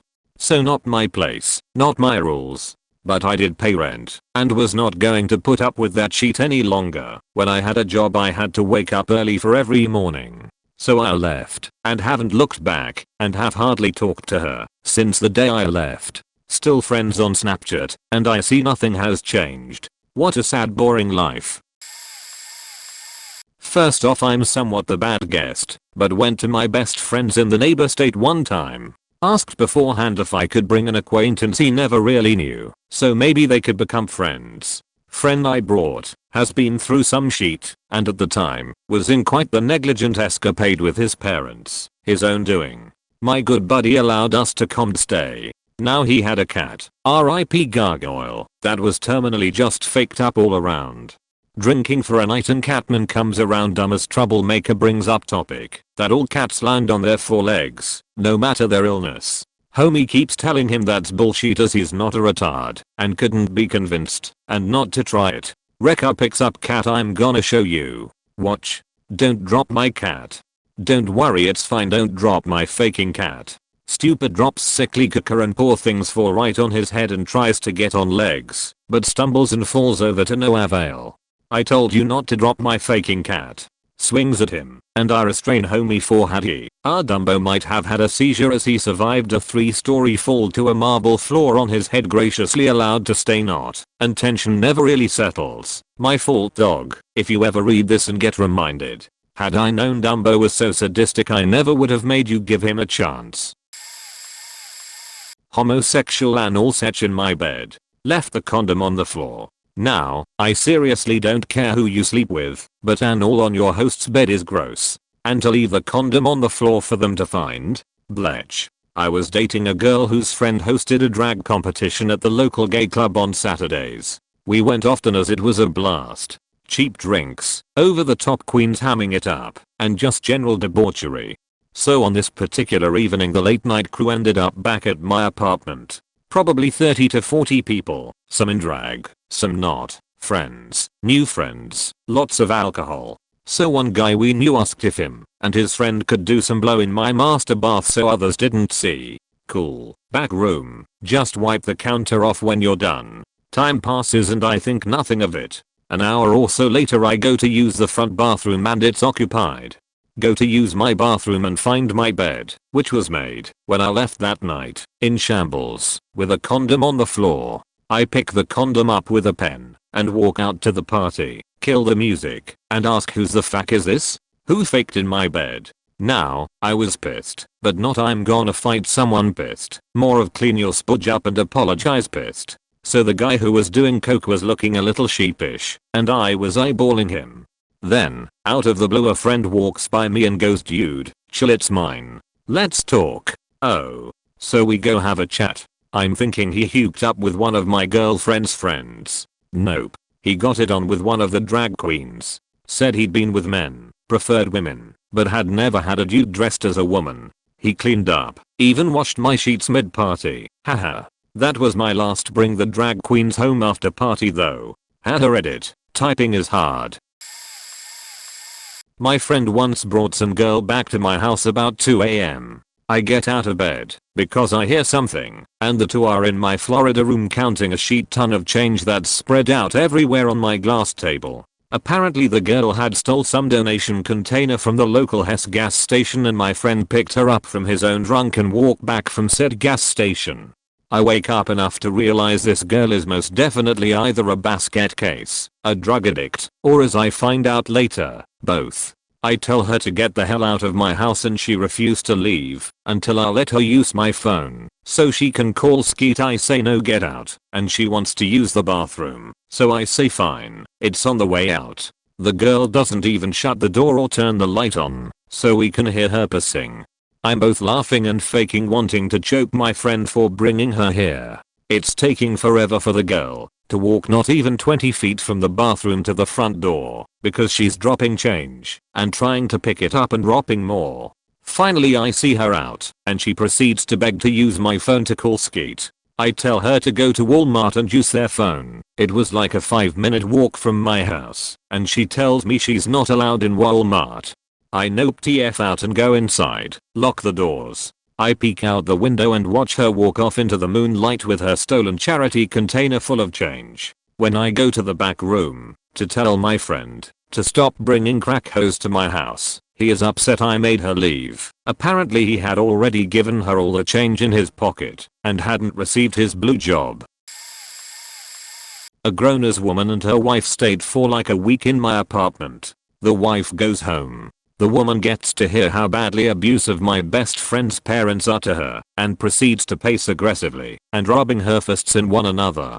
Perhaps I should add that this woman has a pierced nose, a shaved head and a history of violent behavior. She used to drink and smoke a lot of weed, but has been clean of both for like 10 years. At the time I'm 19 and she is 30 something. She finally starts talking about how she's gonna hurt someone. She's really gonna hurt someone, and she doesn't wanna go back to her old ways, but she will, unless she gets weed. So I, a non-using faking kid, I text a FWB/friend who is with his parents that day, and tell him I urgently need to buy weed, who then goes out of his way to get it to me as I travel literally across town to get it from him. I come home with the weed that she had me buy, and she does not offer to pay me for it, and smokes up, and pressures me to smoke it with her. Oh, and after this, or the same few days, it's all a chaotic blur. She also finds the time to move around all my furniture. She refurnished my entire home, including my kitchen and even changing my toilet seat. Though to be fair, I got a really cool toilet seat out of it. It's blue see-through with like plastic fish and seashells and stuff like an aquarium. Let me set the scene. I don't remember all of this, but it's become a story that's told almost annually, so this is where it went according to others. I was younger, about 21. It was St. Patrick's Day 2003. This girl I was seeing had started an argument with me at the bar. Alcohol suggested we quarrel, but instead I bailed and started walking home. I'm like top 5 drunks I've ever been, and immediately get lost. As I'm starting to retrace my steps, I run into my college freshman roommate that I haven't seen in like 3 years. He's almost as drunk as me, but it's not a contest, so he convinces me to come with him to a party down the street. Mind you, it's slightly past 3 in the morning, and I was very aloofly agreeable, so I said okay. We get there, and there's about 10 people raging, and the host welcomes us in with grand offering of shots. We accept his offer, but before I say I have to use the washroom, I come out 2 minutes later smiling ear to ear and say who's ready for shots. Crowd goes wild. We drink and joke and laugh and dance. The second round comes almost immediately, and right as we're supposed to cheers, I go flying. Like God swiped left on me, and I hit the co-track with enough force to bend the frame. I'm collecting myself and apologizing to the co-track for my intrusion when the host rains down upon me. He's swinging and suddenly we're in half a fight because I chatchered the co-track between us and he's pissed. He throws a swing and it connects with the co-track and he mostly definitely breaks his hand. My buddy and the crowd suddenly realize what's going on and he starts beating the shit out of this poor dude. All the while I'm trying to fix his co-track. The host's girlfriend escorts us out while profusely apologizing for his actions, and my buddy stays behind to sort things out. The next day he told me what happened. Apparently, I went to the bathroom and threw up everywhere. The sink, the bathtub, the bathroom counter. I'm talking all over the toothbrushes, the hairdryer, the floor. Essentially every spot except the toilet. What an asshole. I'm the worst. I play in a band who all live in a house communally. It's not uncommon for us to open our home to touring bands so that they have a couch to crash on and a filling breakfast in the morning before getting back on the road. We got a call last minute from a friend who ran a venue asking if we could open for a touring band from Michigan and agreed. Being a last minute show with no promotion, it ended up being a show for just us and the touring acts to play for each other, but we had a good time and made sure to buy some merch off of them so they at least had a few dollars in gas money.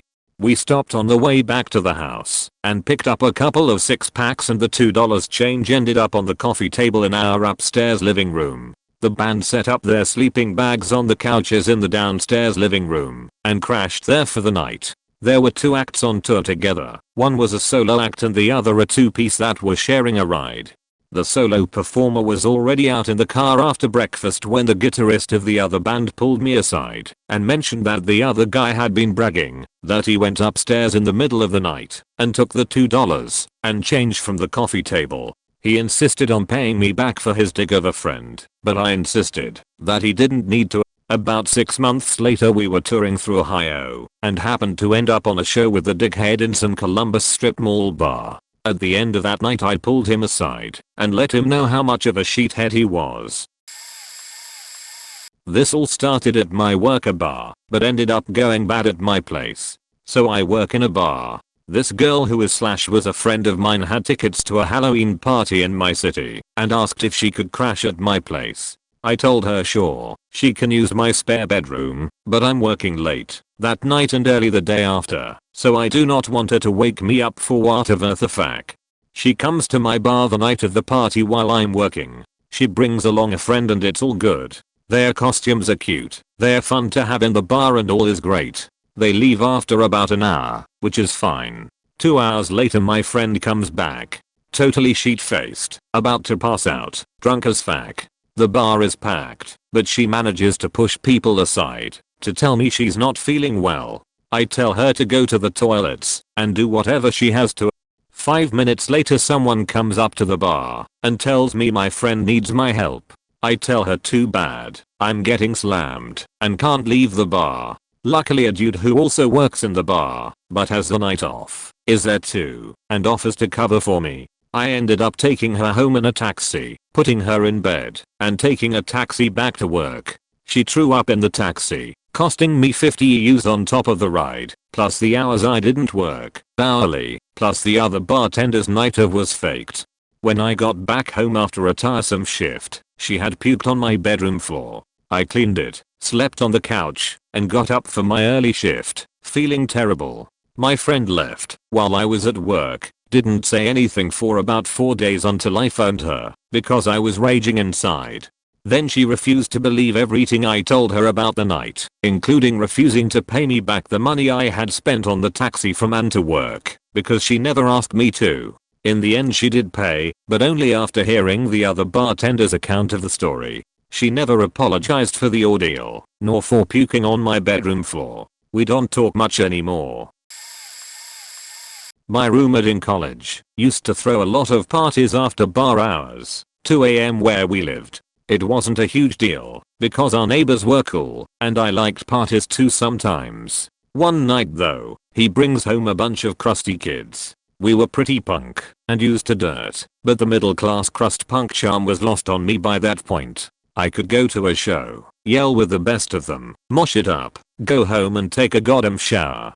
I get it, these kids he brought home to party were travelers. They'd been train hopping, according to their story, and their smell made me believe it. I didn't mind that much. Our revelry area was mostly outside, and all the kids, but one left by the time I was ready for bed. One girl stayed though, with the intention of some such time with my roomie. Also cool, keep her penned up in your room, and we'll be fine. Our house had a very strange layout though. I paid the lion's share of rent, and had an office with a computer and makeup table connected to my bedroom, which was closed off from the office by a pair of accordion-style doors. They were not able to be locked. My office was also my roommate's only access to the single bathroom, so I couldn't lock that either without forcing any bathroom goer to traverse through our third roommate's bedroom, connected to both the bathroom and the kitchen by 2 locking doors. Unwilling to deny my roommate and his lady bathroom and shower, hopefully, privileges, I announced that I would be going to bed, but leaving the office open and my bedroom, closet, doors closed. That night, after a lot of, presumably, unwashed sex, my roommate's new lady friend found her way into my closet bedroom. She tried to lay down in bed next to me, and I asked her to leave. She kept saying, no, just let it happen. We are just going to cuddle.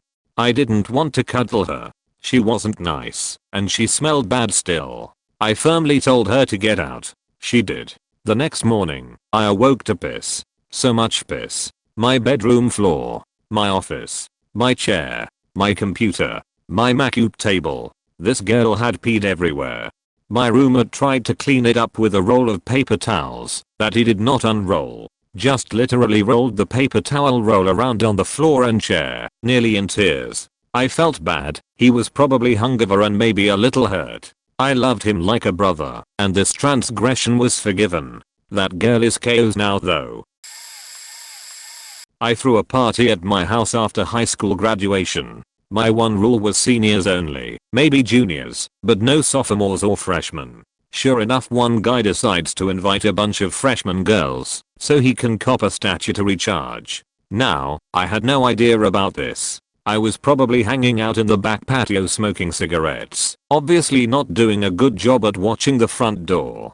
Anyway, after a while some guy runs out and yells at me to get in the house. We go in, and he turns around, saying, "Dude, you are not going to believe this." We go out into the living room, and there's this girl swaying back and forth on the couch, obviously drunk. I ask what's going on, and finally someone just shouts out, "She pissed on your coffee table." I don't believe it, until I go over said table, and there's a pool of warm liquid.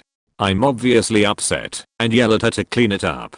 Her friend offered, but I insisted this girl did it. I threw some towels at her, and she said something to the effect of, "If you don't want shit like this happening, you shouldn't have parties." Now this was what pissed me off. At first I was a little too shocked to really develop an emotion, and started yelling at her that sheet gets broken, stolen, and people fuck in my bed. I hate that, but that's a risk you take.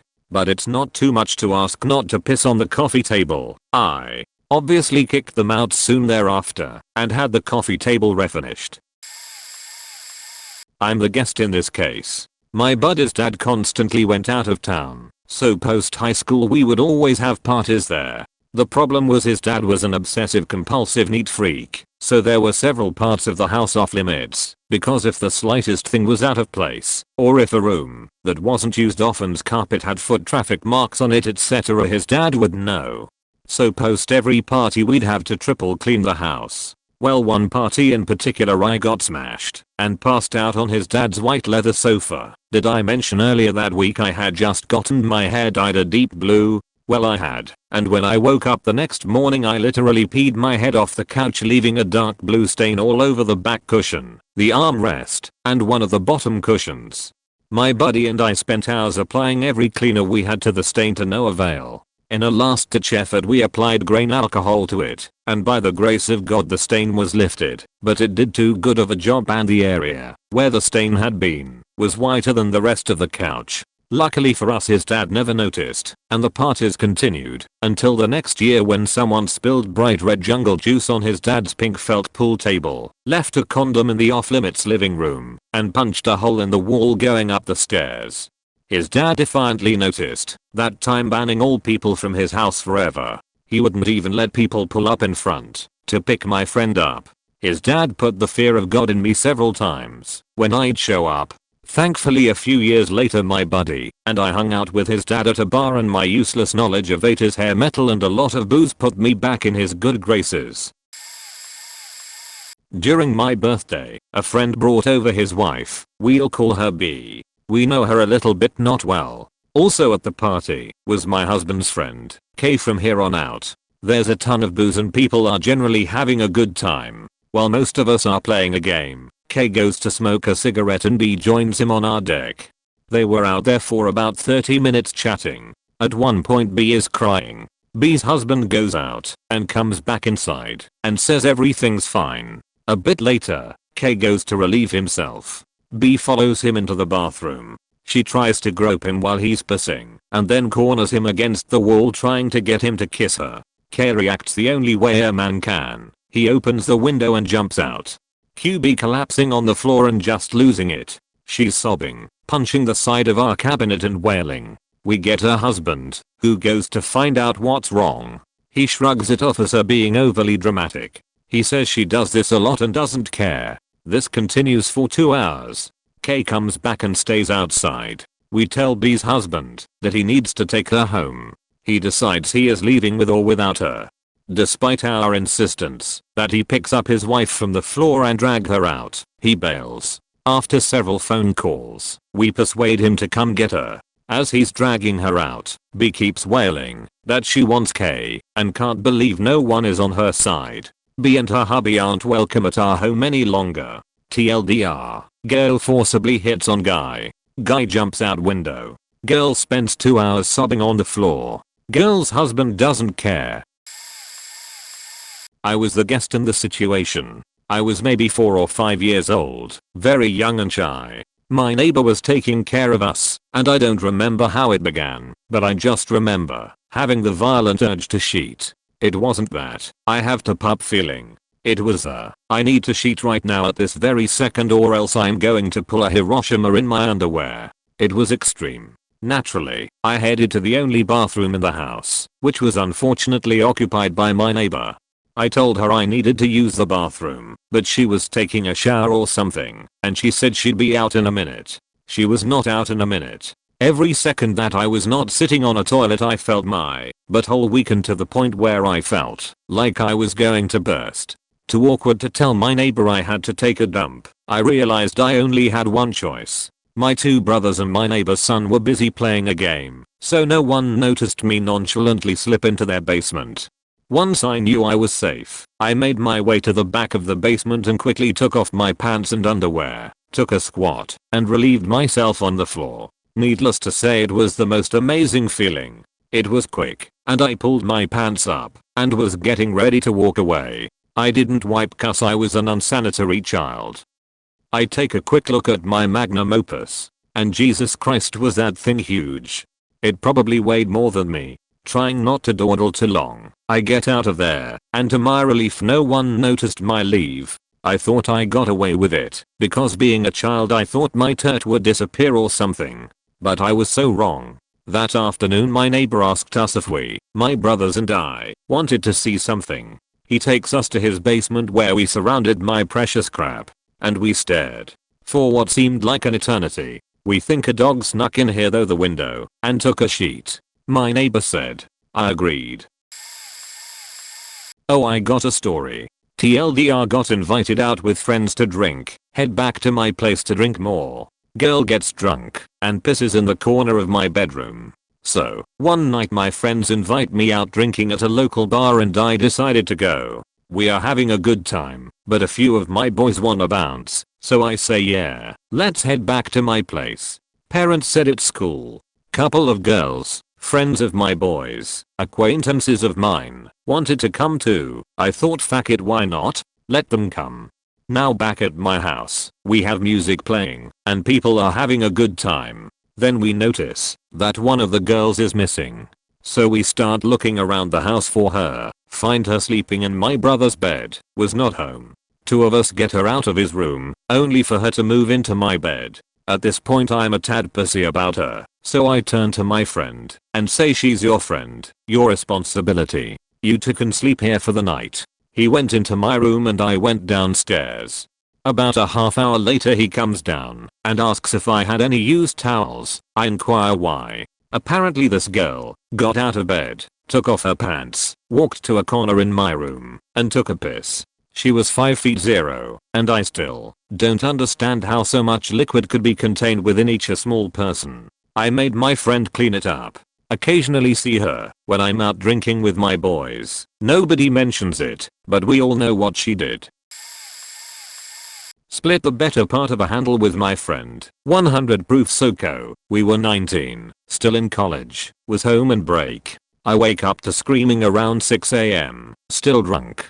Begin walking down the stairs and my stepdad is at the bottom of the steps with my mother. Horrified looks on their faces. They point to the right, and there is my friend pants down, kneeling next to the ottoman, rubbing one out, blackout drunk. Me, being 19, begin cracking up immediately, only to have a look of death shot my way. So I'm trying to talk to him to have him put his pants on. Meanwhile he finally gets his pants somewhat up.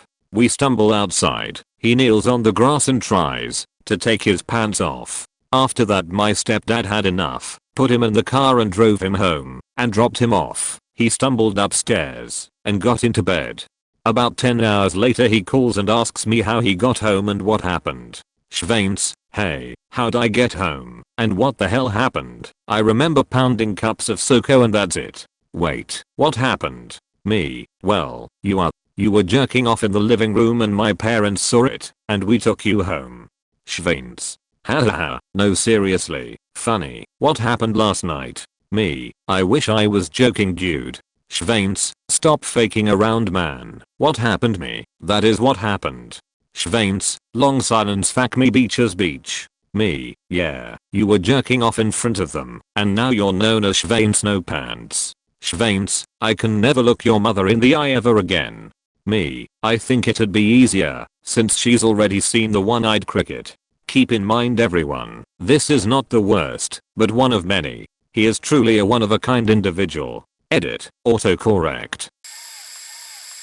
My parents were getting a little dock built on the pond in our backyard.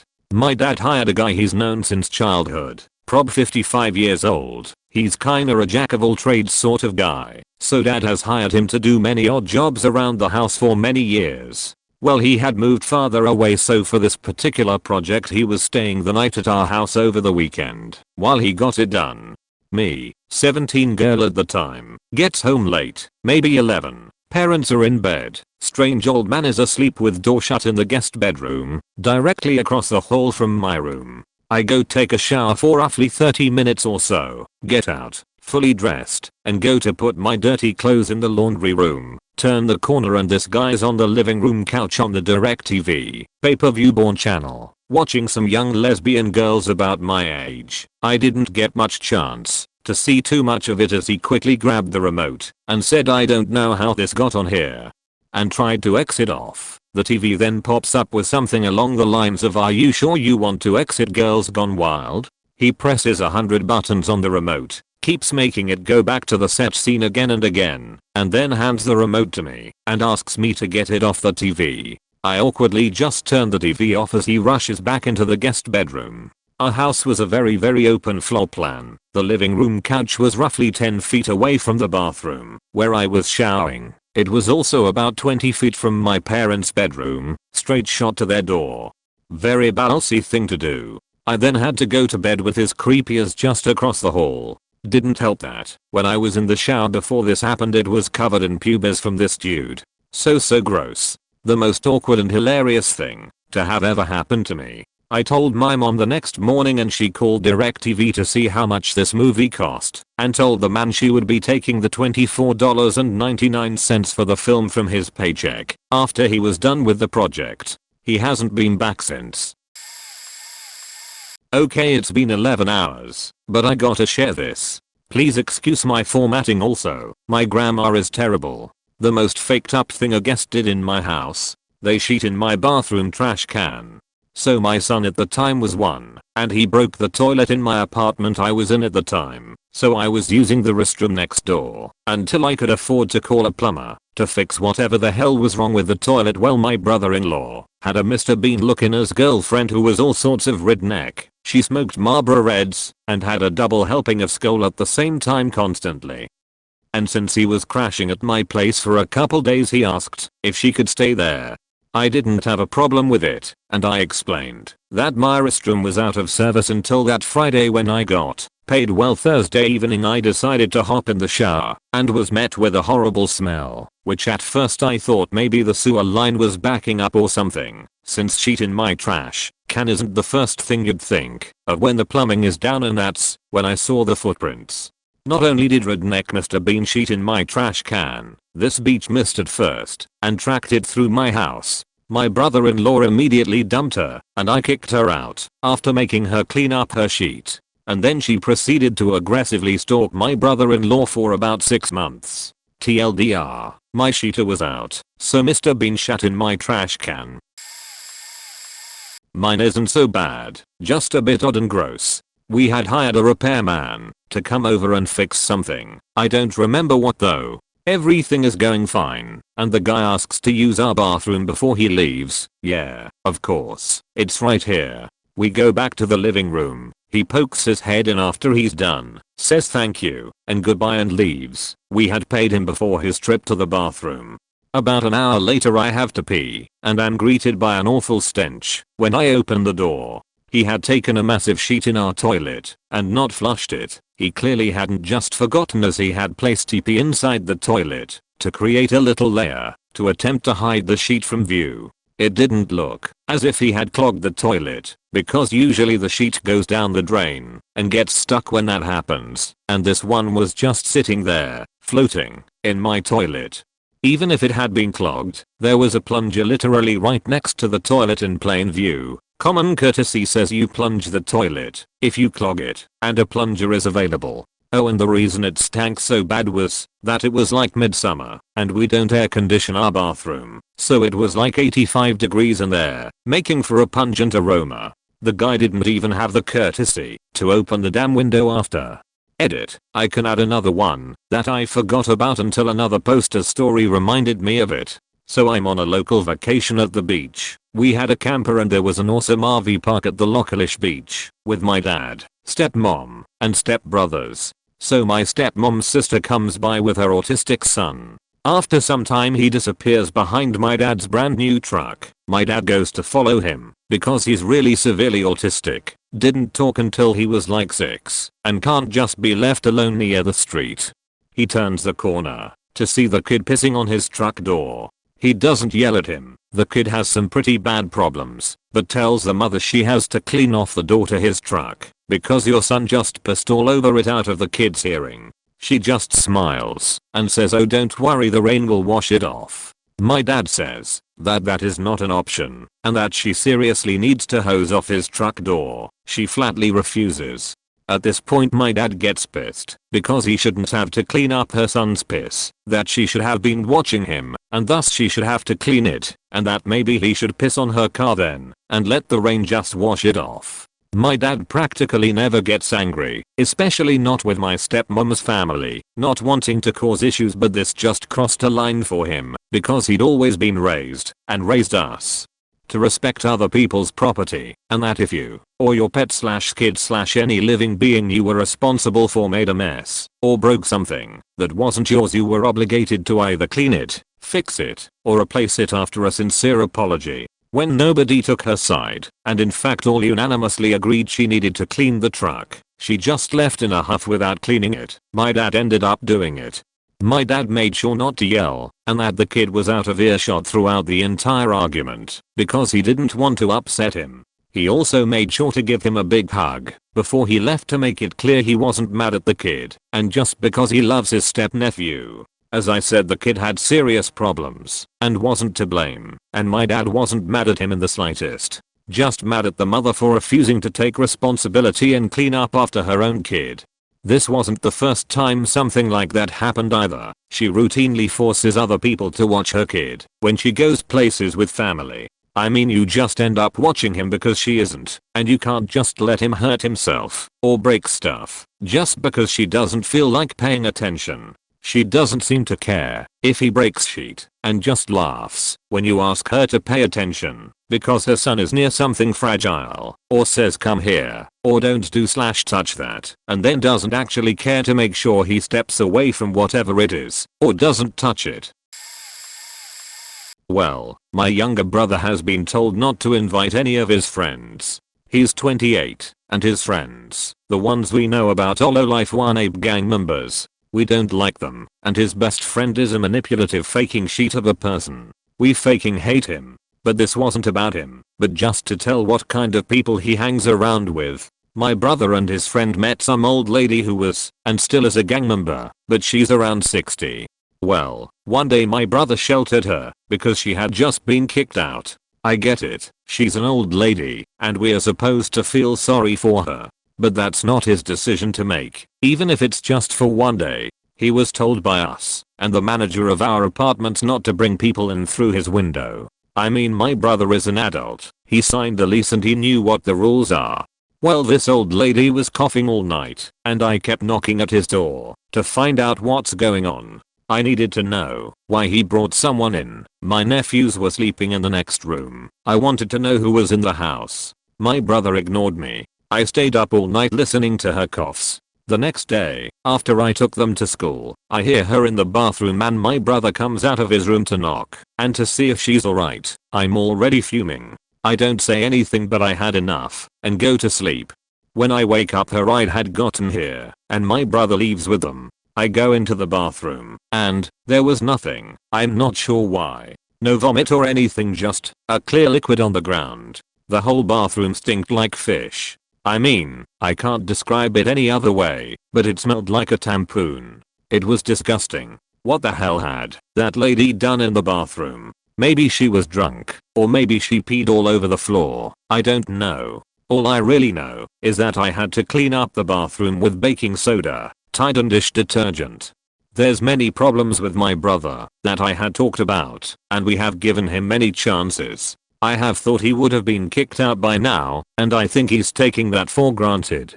Pretty soon he has to think about what's going to happen, since the manager and my mom have talked about our options. Seems he really might get kicked off the lease when our lease has to be renewed.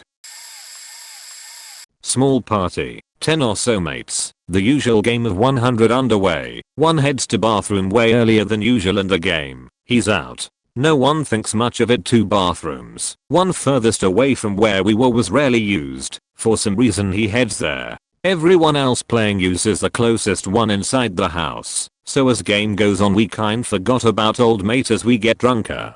Eventually a queue starts to form at the toilet, and I head off to the other one. Open the door to find old mate asleep, pants around ankles, head in the bowl. Hear snoring so know he's alive. Call the troops to come. Have a laugh at the sight. Phones come out. We have our laugh, and decided best to help him up to a more cozy spot. Worst idea ever. 2 of us walk in, grab an arm each to lift, and just as we did it was like we flicked a switch. He wakes and within seconds he both vomits and cheats himself. The girls no longer giggling, the roar of horror from onlookers. We can do nothing but hold him up. A minute feels like an hour and now there is vomit and cheat everywhere. We have to navigate a way out before we add to the mess. We decide on count of 3 to just go for the door. We have to drag him through it. Anything to get out of there. As we get to 3 we lift him more upright and make a beeline for the door. As we do that, he starts pissing all over himself. Onlookers now mortified. We get out and throw him on the grass. One smart friend has a hose ready, and it's summer. Thankfully we've come away pretty unscathed. Caught fresh air just in the nick of time. We were probably 45 minutes or so into the game, so the booze had really kicked in. That few minutes of adrenaline pretty much sobered me right up. Blessing that bathroom was completely tiled and not right inside the house. Clean up, while disgusting, was pretty easy with the hose. The game was abandoned. Mood killed. It took about a year before he, whom was now known as Chunderbum, showed his face at another house party. To his credit, even after we hosed out the bathroom, he came around a few days later and gave it a proper clean.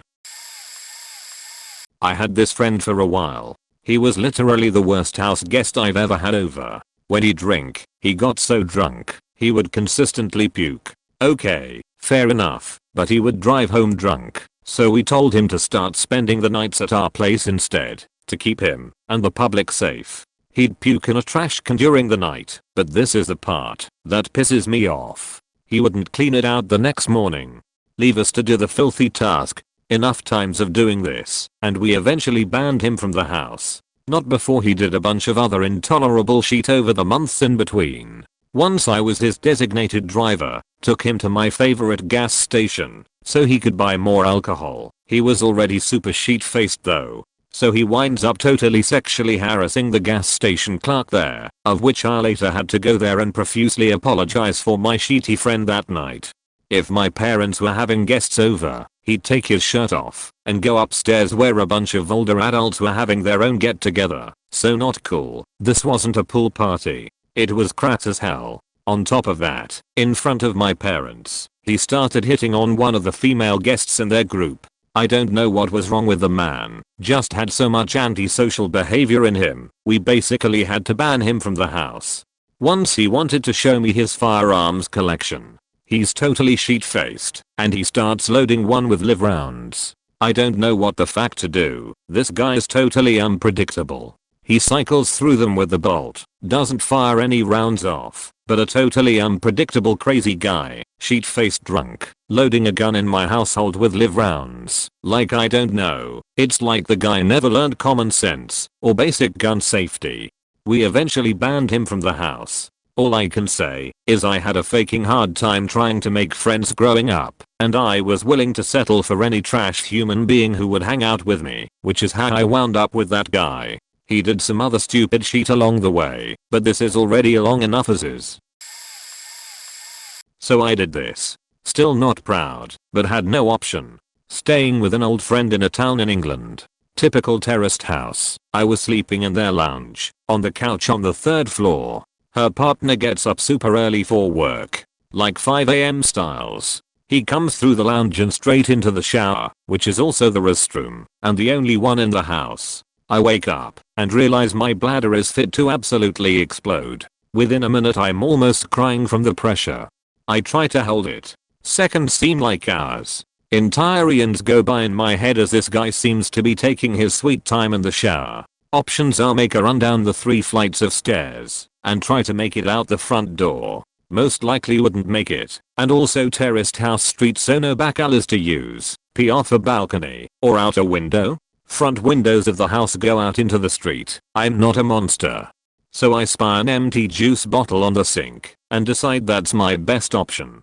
Hurriedly unzip, flop, and sweet relief for about the time it takes for the bottle to fill, and I realize I've just got too damn much to give. Pinch off. A horrific experience at the best of times. Empty the bottle into the sink and go again when I hear the shower stop and the door handle creak open. My friend's partner emerges as I'm struggling to ditch the evidence and zip up and not get it everywhere and nonchalantly pretend I'm doing the dishes or something. He grunted hey as he walked past and nothing more was said. After a thorough scrubbing of the sink and surrounds, I thought I'd gotten away with it. Nothing more was said.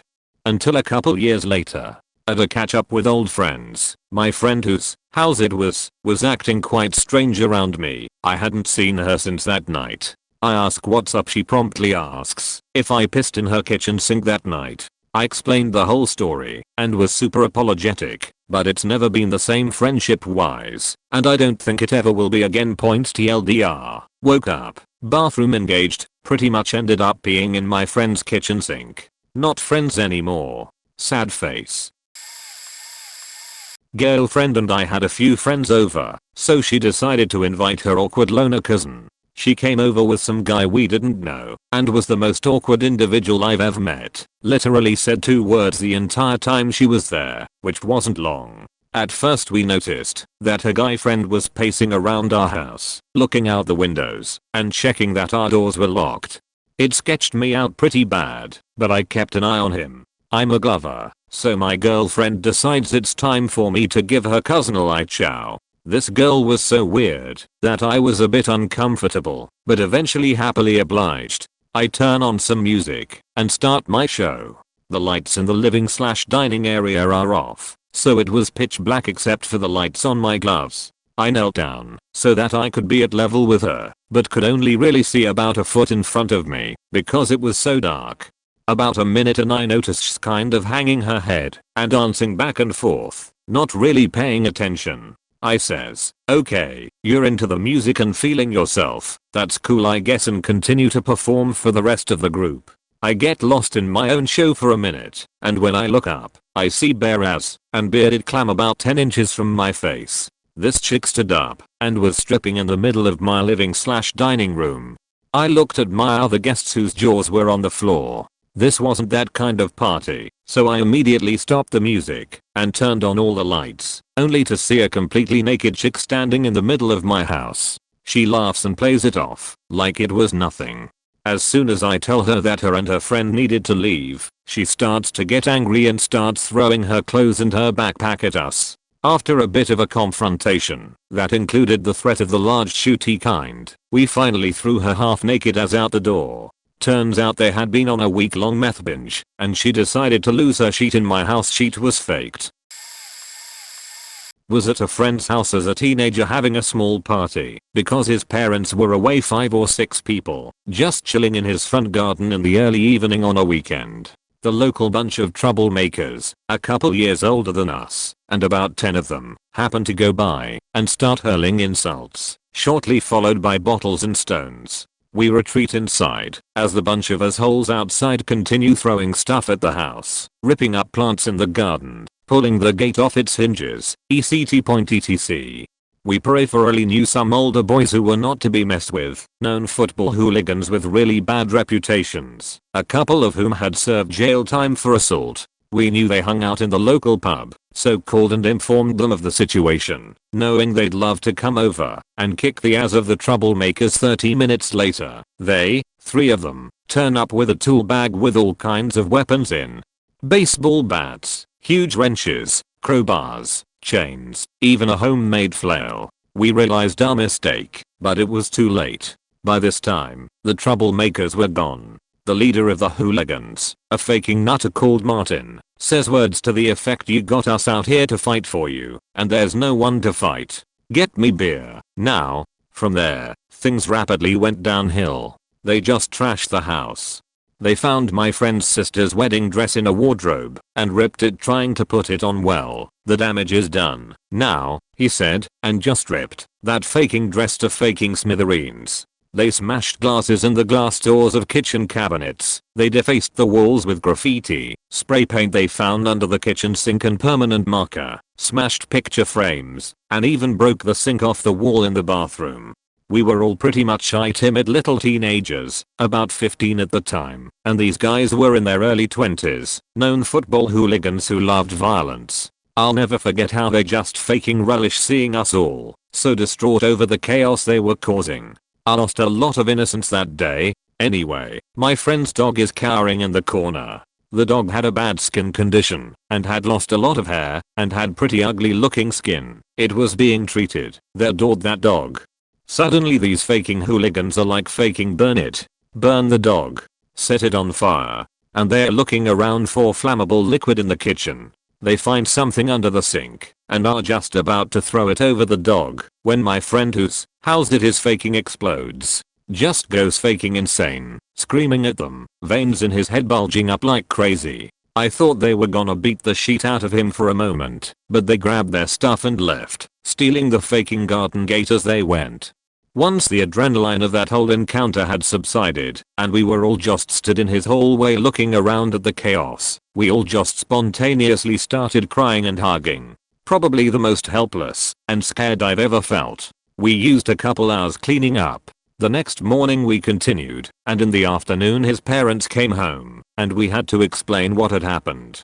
The parents reported it to the police, but during the investigation, the hooligans made it clear to us that they knew where we all lived and that family members would start getting hurt if we took it to court. So after a few months, the case was dropped. Occasionally I reflect on those few chaotic hours while it was all happening and try to think of what I could have done differently, but pretty much all options I can think of would have ended with me or my family members getting beaten to shit. TLDR called on some help from some older boys who came and faking completely trashed my friend's house and were about to set his dog on fire. It was me. I was the asshole. So I was a good two shoes in high school. While everyone was out partying I was doing homework and playing Mario Kart. By the time I was 20 I hadn't gotten drunk. I'd drink wine with my mom on occasion. I hadn't smoked, not even a cigarette, only hookah from time to time, and anytime there was a party I was party mom. So, when my friend invited me over to try weed for the first time, I was completely down to try something out of the ordinary. We made a day of it. We started with a hike, then headed back for showers, had lunch, went back to his place to set up the projector, and started making snacks. I should add that, all through our activities I kept feeling nauseous and had to stop every few minutes to catch my breath and calm my stomach. Evening rolls around and everyone is there, family, friends, the whole shebang. It turned into an impromptu kickback. They load the bowl and my friend Kez Greens then passes to me. As I mentioned above, I would smoke hookah on the rare occasion, so when it was turn in the circle I ripped a hit, like I was smoking shisha. Remember, I had never been high before. My immediate reaction was this tastes like shit, but surprisingly I hardly coughed and passed the piece. It makes the rounds and I stop after the third or so hit. I wasn't feeling anything yet. Suddenly it feels like time slows down, and I just can't seem to think. I faking hated it. And then, my stomach starts to churn. I excuse myself and lay down on the couch, and I'm trying to talk myself through this. It's okay, Pastor. You got this. Hoork. Nope. Nope. You're fine. Hoork. You're okay. You're okay. You're not okay. I get up and power walk to the bathroom and head to the toilet, only to realize, once on my knees, that I didn't shut the door. For some reason I had to shut it. I get up and close the door, and just as I do I feel the inevitable happen. I know I won't make it to the toilet, so I aim for the sinks. Have you ever held a spoon under a running tap? Well, I puked with such force that basically the same thing happened, but with vomit in the sink, rather than a spoon and water. I even tried to cover to stop the spew, but that made things worse. So much worse. The first of it is up, and I have a moment reprieve and turn to shut the door completely as it hadn't latched. Then I dive to the toilet as the second big heave happens. By the time I finished, this bathroom was a faking wreck. It's on the floor, the sink, the counter, the toilet, the bathtub, the faking ceiling, thanks to the sink, and of course my friend's jacket, that I happened to be wearing. I tried to clean up. I was stoned out of my goddamn mind. I was nauseous and covered in vomit. But I still faking tried. There were pieces of pepperoni from the Subway I had 2 days before, completely undigested. I thought I did a passable job cleaning and went to lay down in shame. I refused to turn over the jacket. I did a shit job cleaning, though. Absolutely disastrous. My friend and his sisters had to rush in and clean up after me before their grandmother could see the mess. Not gonna lie, I'm still embarrassed as fuck when they bring it up. I wish I could say this was a one-off too, but I can't. Every time I have tried pot I've had the same violent reaction, so I don't even bother anymore. Luckily, though, all my friends had been warned prior, so they knew to have a puke bucket nearby. I still have the jacket. Pointed a large caliber rifle at my then girlfriend, now wife's head, with a finger on the trigger. So let me back up. Jay's husband left her for another woman, so she moved out. She had nowhere to go, and I felt sorry for her. She was a friend, so I offered her our spare room cheap. She never paid rent, but that's another strike for another day. One day after she'd been living with us for about 5 months, I brought home my new target rifle from the store. It was still in the box. Jay, who by now was not only homeless, but also painfully unemployed, was in the living room talking to my girlfriend. When I got home, she saw the box and asked if she could take a look. So being a responsible gun owner, I properly cleared the action, left the bolt open, and handed it to her, being careful to keep it pointed away from everyone. Jay looked at it for a few seconds, then swung it round and held it pointed at my girlfriend with this creepy ass smile on her face, like it was funny. Cue my girlfriend and I freaking the fuck out. I lunged for it and grabbed it away. Then I locked up everything and spent the next while calming myself and my girlfriend down. Jay was surprised and angry when we told her to get fo. She couldn't stay past the 6 months we'd agreed.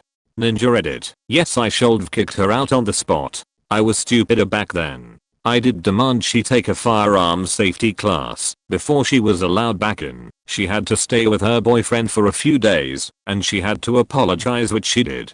I don't think she ever saw why it was such a big deal. Really late to this, but it's awful. I have a friend who is 6'4", 400 pounds black dude. I gave him an old smartphone because he was poor. He was crashing at my house and wanted to play The Witcher, but I had to be up early. Do I just let him play while I slept? 30 minutes later I'm in my room and ran to mess with his game. So I open up my remote desktop phone app and he's downloading files from my computer onto his/my phone. They're all private photos of my ex-girlfriend and I, along with my entire personal photo gallery of just random daily stuff. Since he didn't want to search through every folder, he found one, then tried copying everything else. After I confronted him, he literally denied even doing anything as I'm watching the files copy over from my computer to the phone. So after the confrontation was over, I made sure to drive him home, even though he offered to just walk and he lived about a 45-minute drive away. But I made sure to drive him the entire way in silence and he hasn't spoken to me since, except he tried to apologize to my current girlfriend about being a degenerate, but not me. To this day he never apologized, only said that it never happened and that he was shitty. Our friend stole nudes of myself and my ex off my computer while I was sleeping. When I caught him in the middle of the transfer, he denied it. We were young, like 12 to 13 years old, in our summer house, and after swimming our boy group started to encourage one of our friends to buy a Born magazine from the market. The boy said, "No, I can't buy, the market owner knows my family," and after a long talk a brave one accepted the challenge. He went to the market. We were waiting him like hungry animals, and every second of this story is still super funny in my head. He came with the magazine, and we jumped on the boy like carnivores. Every child tried to take a page from the magazine, and after the fast-paced action we showed each other who has the which page, Who took the most beautiful girl, etc. The guy who bought the magazine had only telephone number page at his hand with no sexy content in it. After that, one of us said want to master bait and the others joined. One of the boys said there is no one in our house, my brother will come late, let's go to us. We hid the papers under our swimwears and walked to the friend's house like a team. When we got the house, we first tried to master bait in the same room, but learned that it was hard to focus when others are looking at your dick. Later everybody disappeared to a different room, and I was alone at last too. After a few minutes, at the most exciting moment of my masturbation, I heard the key sound coming from the downstairs and the voice of my friend's brother. Name of the boy, are you there? I put up my swimwear with my hard dick, and I did not want his brother to see my dick hard. I opened the window of the room and walked on the roof of it far enough not to be seen. While I was waiting, I realized this was very exciting, and I kept on masturbating on the roof, come over the roof, and came back again to the room, entering from window. I also threw the page out of the window. Now as a grown up, I realize it will eventually be found in their garden. His brother understood nothing that day, prepared some sandwiches, and ate in the sofa, while all other 5 boys were masturbating in a different room of their house. I commented on the paper and threw it out of the window at least. I don't know what the others did, where they came. My sister brought 2 friends home for a long weekend during college. One she liked, and one who had nowhere to go, because she was a drama queen. For whatever reason, my sister felt sorry for her despite plenty of warnings from others not to invite her along. While at home, they all cram into a bedroom with my youngest sister, who is 7 at the time. One night, the 3 of them go to a bar. Drama queen starts acting like a beach, gets super drunk, and so my sister and her friend let drama queen that it's time for all of them to go home. Drama queen pitches a fit, and, while the other 2 are paying up for all 3 of them, she leaves after asking someone where the next nearest bar is. And so a night of running from one bar to the next, trying to find this girl begins. It's night in winter in Colorado. If this girl passes out in a snowbank, she's dead. So after a couple of hours of searching and paying for this girl's tabs at various bars, they go home, deciding that if she's not there, they'll call the cops to find her. They get home, and there's a random guy fixing himself food in the kitchen. They ask him who the fuck he is, and he says he's the friend of the guy drama queen took upstairs. They go upstairs to tell drama queen to get these 2 strangers the fuck out of there, only to discover that she was having sex with the guy a few feet away from our 7-year-old sister, who luckily slept through it, as did my parents. Drama queen was asked to stay somewhere else, and she stayed with the guy until she hooked up with someone else, and he also kicked her out. She came crawling back to my sister, and was allowed to spend the last few hours of the night in our house, before they all drove back to school. Drama queen never understood why my sister stopped talking to her after that. Not my house, but a close friend's. We were about 15 or 16 at the time, and a close friend decided to host an overpass LAN in his basement. This would be our group's first ever LAN. He invited our closest friends, and also a few acquaintances. It went extremely well, except for 2 things. During the first evening, I stopped for a washroom break. I did my business, and then washed my hands. That's when I noticed a foul smell, and realized it was a towel, and now my hands. I smell it again. Yep, it's sheet. So with my hands up in front of me, I walk into the LAN room where about 6 or 7 of them were gaming, and I ask them with a skeptical and slightly angry tone of voice, "Why do my hands smell like sheet?" To which everyone stayed silent, but looked at me in confusion, except one person, who then tried to quietly laugh to himself, while trying to hide doing so. It was then that I remembered that he was the last person in the washroom. So this time I asked him directly, "Alex, why do my hands smell like sheet?" It was then that he explained to us that he had pooped while in there last and had clogged the toilet. He told us he tried to flush it away, but the toilet only overflowed, so he used the towel to wipe it up and hoped nobody would notice. Later on in the evening, a couple of us noticed that there was some heavy strain on the bandwidth and our latency has been skyrocketed for the last half hour or so. So we begin checking each of our PCs for background programs hogging bandwidth. That's when we find that someone was downloading 4 different series of Big Sausage Pizza on LimeWire. That someone was me. TLDR. Friends and I aged 16 had our first LAN with some strange people. Friend sheet on my hands and I wrapped 7 people's bandwidth by downloading Big Sausage Pizza. Reading this thread for hours till I realized I could contribute. We have a lot of friends with small children, and we have a nice house. Not a mansion, but god damn it, I worked hard making our home beautiful and it means a lot to me. Anyways, the centerpiece of our open plan first floor is a large, sexy, dark wood dining table. This thing is the nicest piece of furniture I've ever owned, and by God it wasn't cheap.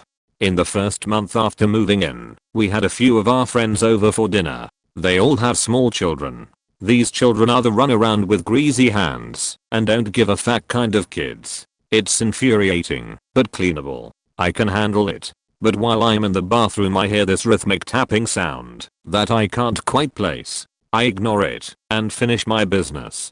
When I come out, I see that the tapping sound is from an infant in his mother's lap, wailing away at our table with a gigantic soup spoon. There are now these disturbing, indented, very visible lines all radiating from the infant's location at the corner of the table. Like, you can't both this shit out. The mother even had the nerve to scold me when I snatched the spoon from the kid, which made him cry. Beach, I wanted to cry when I saw my table. From that day forward, the table has been covered with a tablecloth. My poor, sexy table has been condemned to a burqa for the rest of its life. There was another kid who kicked my dog. I knelt down to his height, grabbed him by the shoulders, and held him against the wall to ensure I had his full attention. Faker would ignore literally anything any adult told him if it didn't involve something he wanted. I then explained to him that my dog is my son, and anything mean that he does to my dog I will do twice to him. He leaves my dog alone now. Still puts his greasy faking hands everywhere, but I can live with that I guess. I had a party at my house, and we have this friend who at the time was 19, a kid on the way and a dependency on weed. He's a really nice guy, and I have a strict no drug policy, except weed when I have house parties which go by usually pretty smoothly. At about 10 PM, I get a pal come up to me to tell me that said friend was passed out in the garden. No biggie, just bring him inside and keep an eye on him. About 4 minutes later someone else comes up to me and says said friend is having a seizure, at which point I worry. I quickly go from upstairs to my garden, where said friend still lay, to see he is clearly struggling to breathe and is turning blue as a result. I bring him inside and lay him out on my living room floor in the recovery position and get someone to immediately call an ambulance. So I find out from another friend, who we'll call T-Wat, that they brought what they thought was meth to my party. I panic. My said friend laying on the floor in my living room has odd on meth. I don't know the outcome of this yet, but it worries me greatly. Ambulance gets there, asks what he's taken. Friend starts talking shit about too much alcohol when another interrupts and tells the truth, that he'd taken meth, and we hand the bag of meth to the ambulance lady and allow our friend to be wheeled off to the hospital.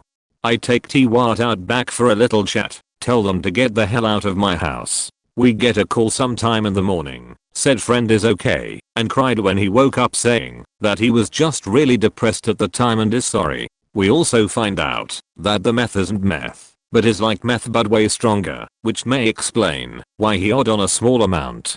TLDR, friend OD'd on hardcore meth, because T-Wat brought hard drugs to my party and allowed friend to taste it.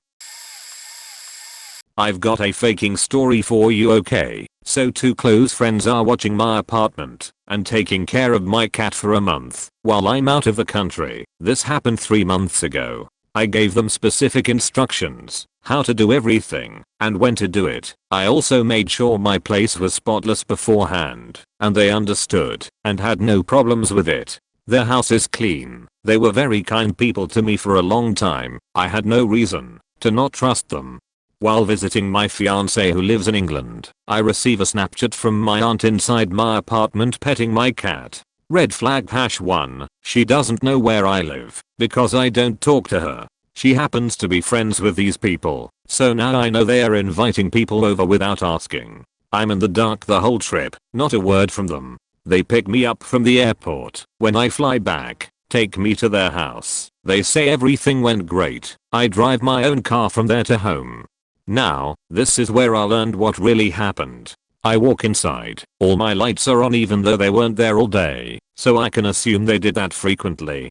Great. I see unidentifiable stains on my carpet and couches. 4 bags of trash sitting tied in my kitchen. My favorite pasta bowl filled with the girls' leftover Epipin needles, probably 40 in there, so that's a biohazard. Orange sauce looking, stains all over the counters and fridge and bedroom door. Was there a spaghetti fight? Moment of truth. Open the bedroom door. What the fuck? I gagged and nearly threw up. The smell was so awful and pungent of ammonia and sheet. His litter box was overflowing, had literally not been touched. So I'm near aging at this point. I remember him saying yeah he threw up a few times, and we had to shut him in the bathroom one night when he wouldn't leave us alone.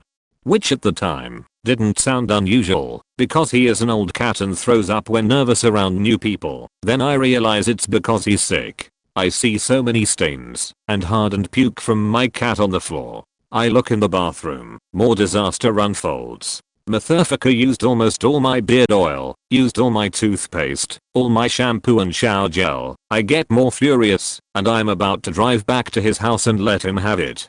Then I see a balled up towel in the bathroom that doesn't belong to me. I unfold it to find my cat's sheet and throw up all over the inside of it. I broke down. I was no longer angry, just broken. I had just lost my job before the trip. Having to leave my fiance 4,000 miles away is never easy, and now someone I used to trust had neglected my pet to this extent. I've ignored all messages and calls they sent asking for things they left there, afraid I'll literally murder them.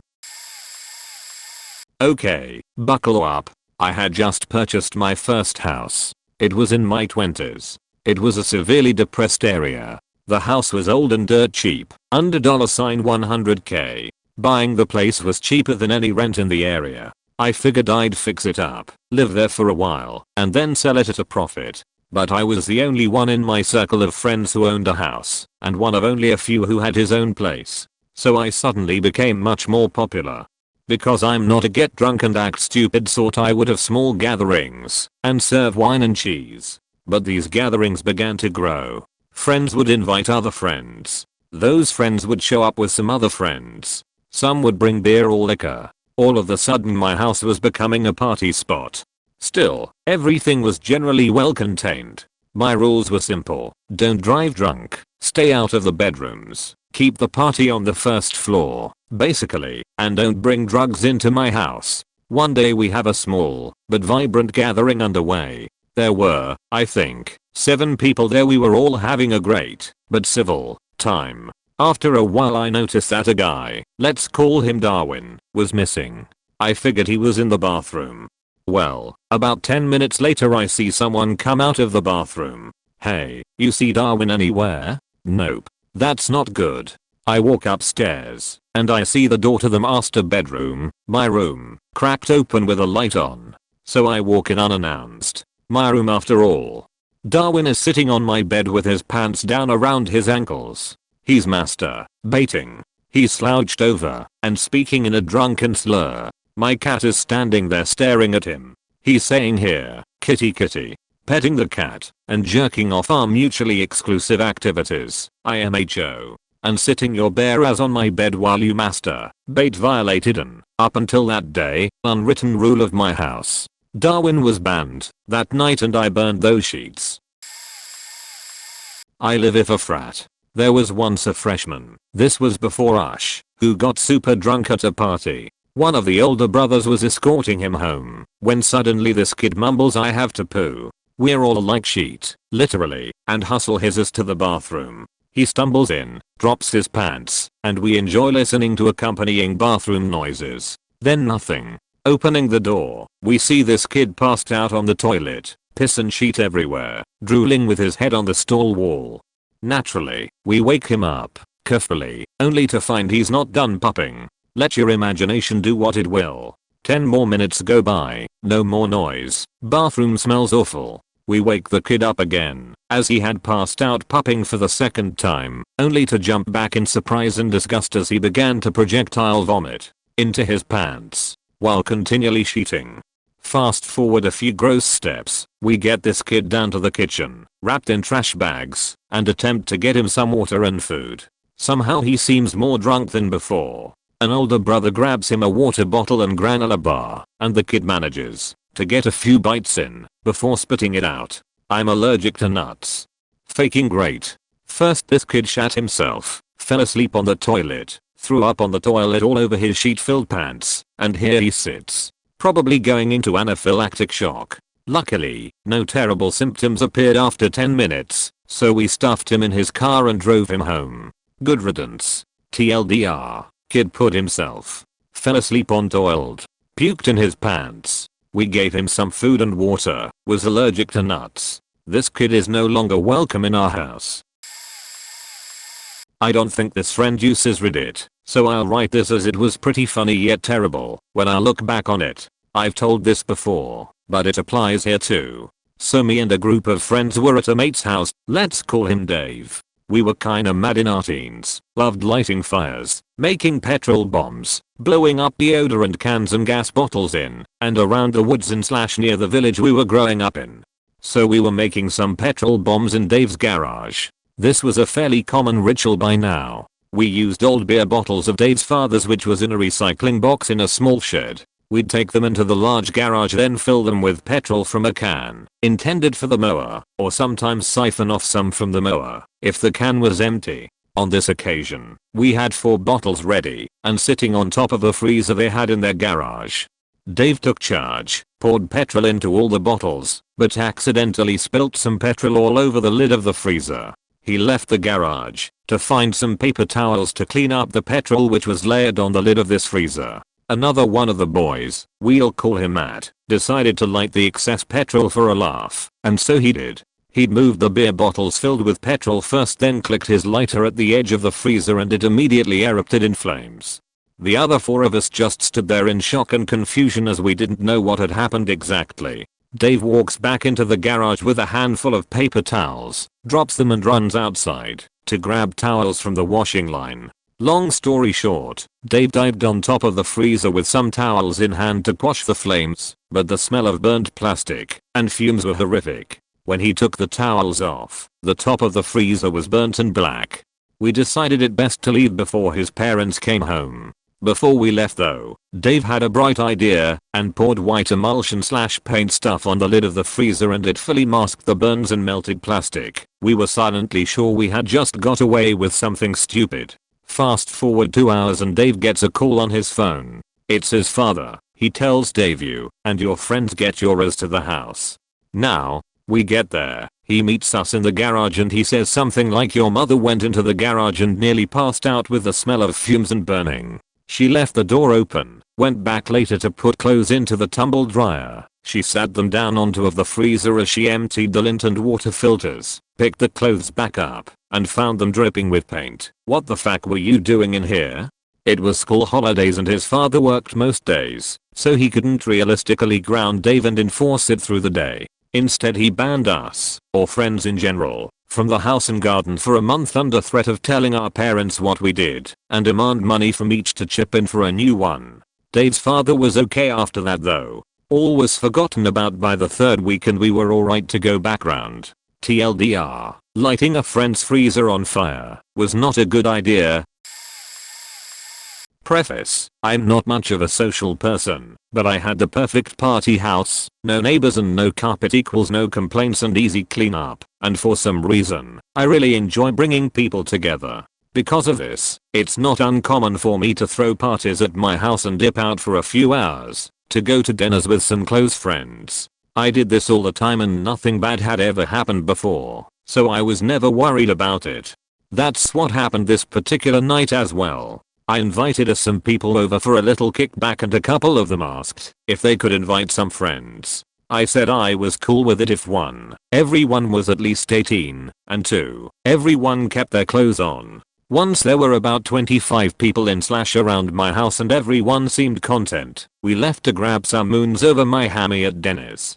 Probably 3 hours later we get back to my house. Pretty much everyone is gone. There's maybe 3 or 4 people passed out in my living room. Things look fine. Lots of empty cans slash cups, towels on the floor where people spilled. Normal stuff. Then I walked into the bathroom, faking Cafe Rio, chicken burrito W slash black beans, enchilada style, puke everywhere. Behind the toilet. All over the window curtains. In the bathtub. Down the door frame. Between the crevices in the light switch. On the mirror. Dripping down the wall. Too drunk to care, I said fuck it, and went outside to pee instead. The next morning I woke up to clean things up, and walked into my living room. I thought the puke was bad. But apparently it wasn't bad enough, because some bitch had carved her name into my faking wood floor. Edit. Formatting.